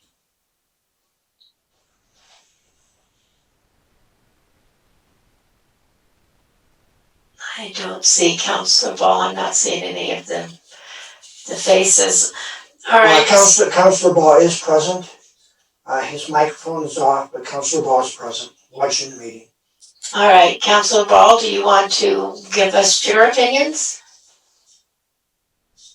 He has declined. I watched his picture. Okay, thank you for filling in there. All right, so I guess it's my turn at this point. I would certainly support anywhere from 6 to 12 meetings per year, but would be happy to go along with the staff recommendations for 6. I agree with the moderator being the person to lead the meetings. I think the split where you have a few topics that are disclosed in advance, it's a 90-minute meeting, so anywhere from 30 to 45 minutes is planned topics and the rest be open. I mean, for me, primary importance is that it's an opportunity for the public to speak to us, for us to listen. And again, as Justine indicated, they're not limited to 3 minutes. So it's an opportunity for us to really hear from the public, and they may want to speak to us on topics other than those that we chose. So I think at least a 50% split on the time. I would say a staff person present to answer any detailed questions that we might not have, particularly on the topics that we did select for the first part for discussion. So those are my thoughts. I see Councillor Sampson's hand is up. Sorry. No? Okay. Okay. I'm like so on it about my hand that I keep forgetting to unmute and I just lower my hand. So I just had a couple of questions now that everyone's kind of weighed in for Justine. So, feedback. I do love the Facebook Live. That's awesome because people can just do like a stream, like a chat almost, and that's super great. But then my question is, as like the way we do our town halls right now, the four council members who do it, we kind of all just intermittently answer. It's very like kind of free flowing and very, very informal, which I also hope that this one is very informal, that we're not sitting at the dais, that, maybe we're wearing like casual clothes or whatever, just super, super informal. But how, like right now we have enough time in our 90 minutes for all of us to kind of briefly weigh in on whatever the question or topic is. 9 people doing that's crazy. So are you going to ask citizens to like address one council member or a specific word? How are you going to structure that? Because we can't all speak about one topic. Yes, it's more of a format question and a structure of how the town hall will work. There will be citizens that will want to speak to particular councilors, and I expect them to maybe request that by name. But what we can do with the format is we can kind of rotate through. So maybe I'm up next to maybe give opinion, or you can pass that on to another councilor. I'm trying not to make it so rigid that it feels like another meeting, but I'm trying to offer enough structure structure so it's organized and it flows well. And so I think basically an approach that's maybe in between some of that. And we also need to see how this will work. To be honest, we've not had all 9 at a meeting. And so having so many of you does make moderating different than something we've done before. And so what I'd probably like to do as this first town hall comes closer is provide you an agenda and a proposal on the format and see if that's palatable to council, because again, this is your meeting and your time with your constituents outside of the dais, and so we want to make sure it's meeting all of your interests. And so what I'd be happy to do is to send forward a proposal that may offer suggestions on how to manage questions that maybe could go to multiple counselors, and how you might want to think about limiting maybe response just so those that want to speak can speak. And if your point has already been made, you don't need to necessarily add on. You can just say, I support those comments and you know what Councilor so-and-so has said. And so there's lots of techniques and strategies we can help you with just to make sure the meeting moves well and you're getting the most out of it. Okay, that sounds good. Maybe it's like a game show format where people have to buzz in. Sort of like Zoom. I'd love to procure that equipment. That would be good. Yeah, could you do that? Yeah. We could have like, it could be like Family Feud. We could have like our team. Public squares. I like it. We can make it. And then, oh yeah, I think that was my only other question. Yeah, that's it. Thank you. All right, Councilor Olson. Yeah, I just wanted to comment Councilor Moy's suggestion that council have a time limit. I would agree with that, but it should be a guideline more than a hard rule. Just to remind us that because of the limit of only 90 minutes, you got 9 counselors, and each of it, you take 10 minutes and the meeting's gone. So I think there has to be some way of controlling the time. But I think rather than having a lot of structure, overly structured, a lot of rules, I think we can come to some agreement on how to play in the sandbox well. Thank you. Thank you. I don't see any other hands up. Let's see. So Justine, did you get what you were looking for? Thank you, Madam Mayor. I do have the feedback that I need and surprisingly pretty good consensus. So I will look forward to getting back in touch with council on our recommendations for your first town hall in March 1st. Okay. All right, thank you, Mayor. I'll move to our last 2 slides really, and this is our last focus area that I did want to cover with you, and that is positively supporting and managing our brand. And one of the important concepts is I think cities have historically viewed brand management as something that private entities do. They don't put as much effort or energy into it, and I would argue that it's time to start thinking about our brand in the way that some of the private entities do, where thoughtful, intentional branding decisions are part of our strategy. And looking at that, I think one of the first key outcomes that we hope to achieve in this area is an understanding of what our brand even is. I think we have a lot of anecdotal feedback, and I think some of you would say we're an arts community and we have a great downtown, and I think all of that is, you know, and more, we're very community focused. We have lots of great events. We have access to the outdoors. These are all pieces that we hear, but none of that is backed up by data or by market research. And there are other parts to our brand that aren't just what we offer. How people interact with the city, their perception of city staff, of elected officials, of what we're doing, of what we're not doing. That needs to be incorporated into an understanding of our brand. And then once we achieve that understanding, really setting targets if we decide that we don't like what our brand might be at this point in time, or if we want to achieve certain things with our brand and expand that. And so I think that's an important step to take, is to really understand, how do people perceive us? What is their experience like when they interact with us, and what does our brand come to be? And then from there, do we want to change that? And do we want to set some targets and goals? What are we looking for? And so it's a little bit of a goal setting effort for our brand. And so outside of that initial step, the rest of the outcomes and the strategies we have really support positive brand management. And that next piece in the outcome is having our elected officials, our staff, our partners, really anyone that is affiliated with our city closely, having them feel comfortable and prepared to represent the city well at all times. And I'll talk about that a little bit more in the initiative that I have in the roadmap that I think would be of interest to council. But with that, it's making sure that people know how to interact with a citizen that's escalated. They know how to respond to a media member when they're pressing on a particular question or a topic. And I think there's some assumption that counselors and staff just know how to do this, especially council. And I want to make sure that we are offering that training and that opportunity to counselors. And so we don't come in just thinking you're 100% comfortable, good, and ready to go. We want to make sure that you can do that because you are our brand ambassadors. Our employees are our brand ambassadors. And I know sometimes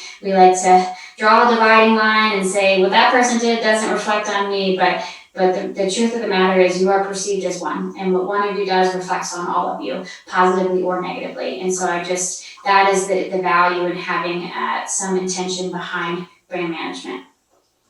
Additionally, something that would be different for us, and I'd like you to think about, is how we market the city's services and the offerings and what we have here in Loveland and how we're unique. I think we've typically put that on the backs of economic development, we put that on the backs of tourism, and those are just more narrow ways to look at that. And we, in our division of communication and engagement, can really help market and promote the city. And that helps attract people to live in our community that support our tax base. It really helps attract businesses and retain businesses. And I know some people aren't comfortable with this, but that includes patting yourself on the back when you've done a job well and highlighting the good things you're doing. And that goes back to telling our story, because we do a lot of great work and we just don't do as much work on telling people what we're doing. And so I think we can focus a little bit more on promoting ourselves and the good things that we are offering and why people will want to live, work, play, and visit in Loveland. So principles that are important in this area, again, are active brand management, not this passive role that we've kind of taken with brand management. And it's very simple things sometimes, from oversight on your logo use. I can't tell you how many times I've seen our logo distorted, discolored, chopped off different parts of it. And so it's very simple things like that, all the way through the type of materials you're using, that they're professional, that your graphics, because every time you go out and you touch base with the community, with stakeholders, people are getting an impression of you through your documents, through your products, through your actions, in person, however that may be. And so we're just really focusing on making that top-notch, professional, and of the highest quality. Outside of that, looking at our external strategies and our internal strategies, a lot of the same things that I just talked about, from the graphics and the branding to members being prepared to respond to media requests, emergency events, and then marketing. And I want to jump into that next part on the roadmap, but I do want to talk about the performance measure very briefly, because part of having a brand ambassador that is well informed and well prepared and feels comfortable doing that is training. And so this one is focused on employees. In a perfect world, we would train all of our employees in media relations training and crisis communications training. That would be an ideal, perfect scenario. So everybody was prepared to the best of their ability. That is not realistic. We have to focus on the people that are likely to be contacted by the media, that are likely to be in that role. But this is our first year that we're requiring media training. We just did that a month ago with Tom, and it's the first time it's cycled through, and we're working, and we have a list of people that are those designated contacts, so they are staying up to date on this is how we interact with the media. Here are your tools and suggestions. We've made a lot of assumptions that people know what they're doing, and now we're going back and saying, let's develop materials. So we do know that you've been informed on this and educated, and that if there's not a good representation of the city, it's not from a lack of education and training. So looking at this part of the roadmap, you'll see we have a lot of content listed under our external strategies and initiatives, and some of the items I want to call your attention to. The first one is under 4B and the initiative for that. And where I was just talking about this a little bit earlier, but what I want to elaborate on again is that assumption that our city council feels comfortable and trained and prepared to interact with an escalated citizen, to interact with the media, maybe in an environment where you're not prepared for some of their questions, and there is a whole lot of training and education on that. And what I found by speaking with my counterparts in our neighboring communities, a lot of councils feel that way. They feel that they could use more in this area. And there is opportunities for us to share on that training, cost sharing, and then gathering elected officials from other regions. And so I just wanted to make sure that you understood that we are hearing that this is a need from some elected officials, and that we want to make this available to all of our council members moving forward, so you feel the most comfortable as our brand ambassadors. And then the other pieces, I just want to highlight under 4D, recognize our employees when they're doing an outstanding job. We haven't done this very much. This is a little bit of the marketing and promotion piece, but and has external and internal benefits. But if you are saying, hey, look at this employee and the outstanding work that they've done, you as an employer become someone that hires talented people, rewards talented people, and retains talented people. And so that is a message you're sending to the community that if you are a talented person, come work at Loveland. And so we want to make sure that we are promoting the good work that we're doing. And our most valuable assets in many cases are our staff. And so we have to be a little bit more direct with that. Jumping down to the internal strategies and initiatives, I just want to draw your attention to kind of two pieces. The first being the annual media relations training, which I just talked about, which we'll now be doing moving forward. And then the crisis communications plan. So we have in a kind of emergency operations center and procedures that come with that when we're in a declared emergency event. What I can tell you is that there are people that are leads for their group in communications that have not undertaken or not received crisis communications training ever or in a regular manner. And so this is something that we could, and my office could develop and help implement. And so not just necessarily in an emergency situation, but for those situations that fall out of that, but may be not a full declaration, but maybe just more of a short-term crisis. And so that's something that ultimately we'd like to step into and create and expand, because we think it'll really help. And when you're in a crisis, that is when you need to know the steps and the process and be trained. It's very hard to learn that while you're doing it. And so it's something that we see a lot of value in for our employees that will result in better communication to the public during emergency events. So, council, questions or comments on this part? I am not seeing any hands, Justine. Okay. Thank you, Mayor. You are at the end of my presentation for you tonight, and I know we've worked in a lot of your thoughts and your feedback, which I very much appreciate this evening. And would just, if there's any other closing comments you want to make or other questions you have, I'm happy to address them at this time. All right, we'll start with Councilor Clark. Thank you. Yeah, I've been holding this comment question to the end. As you know, I'm the liaison to the CMC, the Community Marketing Commission. And I wanted to ask a question first, Justine, and then follow up with some comments. All of the things that you're talking about here, particularly early on when you said that you wanted to have a consolidated area or consolidated place where all PR and those kind of things went through, are you including the CMC in that? That's just kind of a first question, and then I've got some follow-up on that.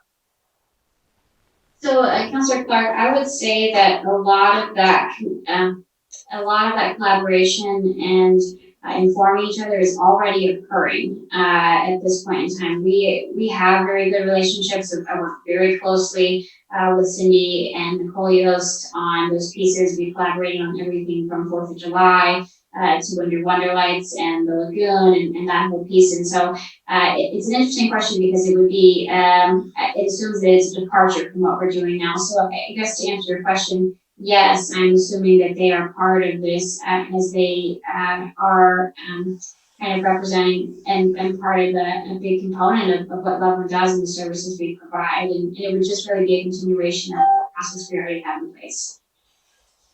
So I guess the question,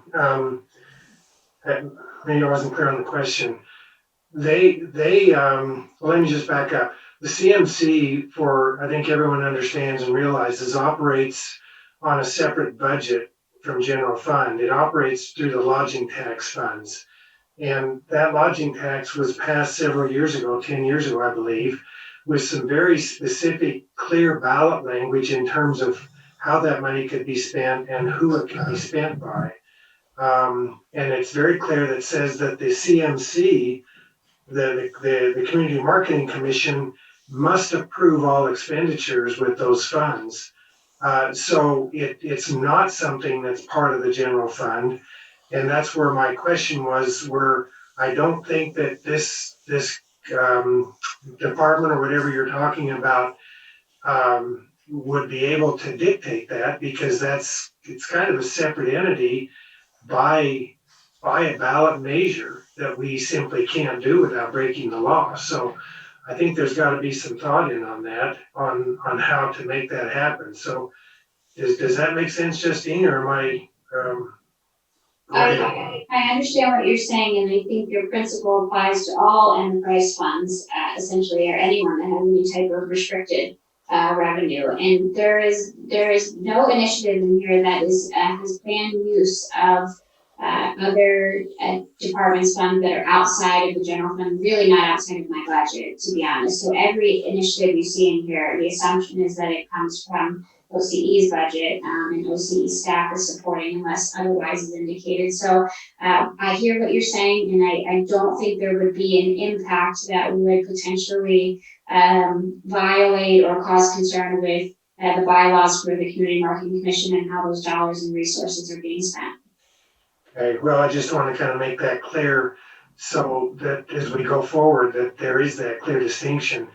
The other thing to point out too, I think there's a difference perhaps in mission or message.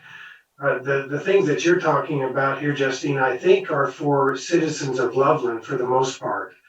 It's really focused around them. The CMC, I think, as you know, is focused on people outside of Loveland. So there's really kind of a clear delineation there as well. And their efforts, the CMC efforts, is marketing outside to bring people here, like you were just saying here a bit ago. And you were talking about a brand and so on. They've got quite the brand going already, as you know, that is all across the state and the country for that matter. And one of these times I hope to give a quick report to the council on some of their year-end reporting of how they've been on national TV a few times. I think Cindy Mackin was on local or the Denver TV 4 times this last week. So there's a lot of that going on already, promoting Loveland to people outside of Loveland. So there's kind of a different message or different, I guess, goal there that maybe will keep that may have the CMC a little bit separate from what you're doing here. Or, I mean, obviously work in relation, but kind of separate with different goals, if I can say it that. And then, let's see, I had another thought. I forgot it, so I'll come back if there's time, if I forget it or if I remember it. So just want to kind of make that clear that I think we're talking a little different things, and that we ought to look at some of the things that they've done there and make sure we don't step into that and work together, because they've already established a pretty good record that's going on there. Thank you. All right, Councilor Olson. Thank you, Mayor. Justine, I want to thank you for pulling this together, the work you put into it. My sense is that we've given you some suggestions and some recommendations, and that this is a great start, that it'll be tweaked a little bit, and we should probably see it down the roads, but also just wanted to confirm that we will have an opportunity to maybe have a discussion with you if there's a particular area that we're concerned about, or if we want to get into a little bit more detail than we did tonight. Will we have that opportunity? Of course, you will have that opportunity, and as the time frame, what's helpful is the time frame for this roadmap, right? And so as that time frame, that 2-year time frame nears, just like we would with our strategic plan, as we kind of move through items and accomplish those, we will be revising what our initiatives are. There are going to be items that we are not going to accomplish in these 2 years, just to be very frank. And we're going to expect your priorities to potentially change as events change. And I think we've seen this past year that crisis communications planning was not that important until this year. We've seen that police and community relationships has become more important than ever this past year. And so some of our priorities have shifted as a result of the events that are going on in our world. And so, yes, Councilor Olson, to all of the council, I welcome you at any time to talk to me more about the items you see in this roadmap. But I wanted to present it to you, A, to get your feedback, make sure we weren't missing anything big, but also B, because I'm ready to go do. We're ready to go do, and we wanted to make sure that you were all on board with this direction before we began really moving forward with all of it. So yes, there is going to be opportunities to revisit, and if council would like some type of status update at some frequency. I usually keep you informed as we move through milestones, but I'm happy to do something more formal if that's the desire. Well, I appreciate the update, and hopefully this becomes a living document that we will actually use, not put it on a shelf and have it gather dust. So, and I hope that it'll be posted somewhere where council has access to it, where as it's updated, we will be able to review those updates and provide some suggestions. So thanks again, Justine. Appreciate your work. All right, Councilor Wright.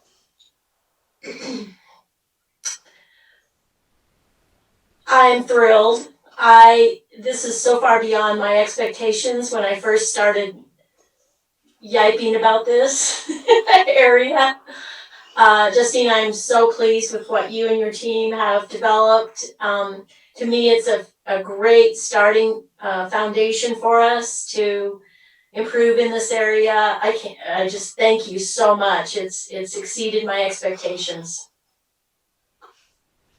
All right, Justine, I don't see any other hands, so let me conclude by agreeing with Kathy. Great job, a lot of work, effort, and it shows. So thank you for your thoroughness in this project. I see City Manager's hand is up. Go ahead, Steve. Sorry, Madam Mayor, I missed you by 10 nanoseconds there. So I wouldn't cut you off. But I wanted to take an opportunity to tell Council how much I've appreciated your participation in this process. You saw it in a historic day today. We've actually accomplished today 2 rules of 4, actually 3.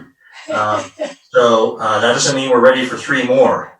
But I think what I wanted to emphasize here is the work that you gave, the time that you gave to help Justine along the way in developing this, her commitment to still continue to be available to you by email and phone and text, and all those ways that you can get in touch with her to make sure your questions are addressed and answered is important, because we need your buy-in on this, and we need your help. If you see something go askew, it doesn't look like it was what you thought it was, please let us know, and we can make those adjustments. Very proud of Justine and all of the team, our ELT and everybody else who contributed to this program. There have been a lot, as you mentioned up front, a lot of effort behind this one. And so we're looking forward to getting busy and using this, and we're already using, if we started to pull out all of these initiatives you've gone through tonight, we already are on some of them. And I know that I say this as a city manager and our ELT team. Someone asked early on, what are you going to do with staff and how are they going to be involved? It's everybody in this organization is involved. And it is a new culture of communication and engagement. And so I'm worried a little bit about some people and what they do half-time, quarter-time. I'm more worried about our ELTs aligned, my division managers are aligned, my supervisors are aligned, and my staff is aligned with what we're doing. And so that's what I'm excited about. And thanks for all your time tonight. All right, thank you, Steve. Thank you, Justine. Thank you, staff. Seeing nothing further to come before council, we are adjourned. Thank you, everyone.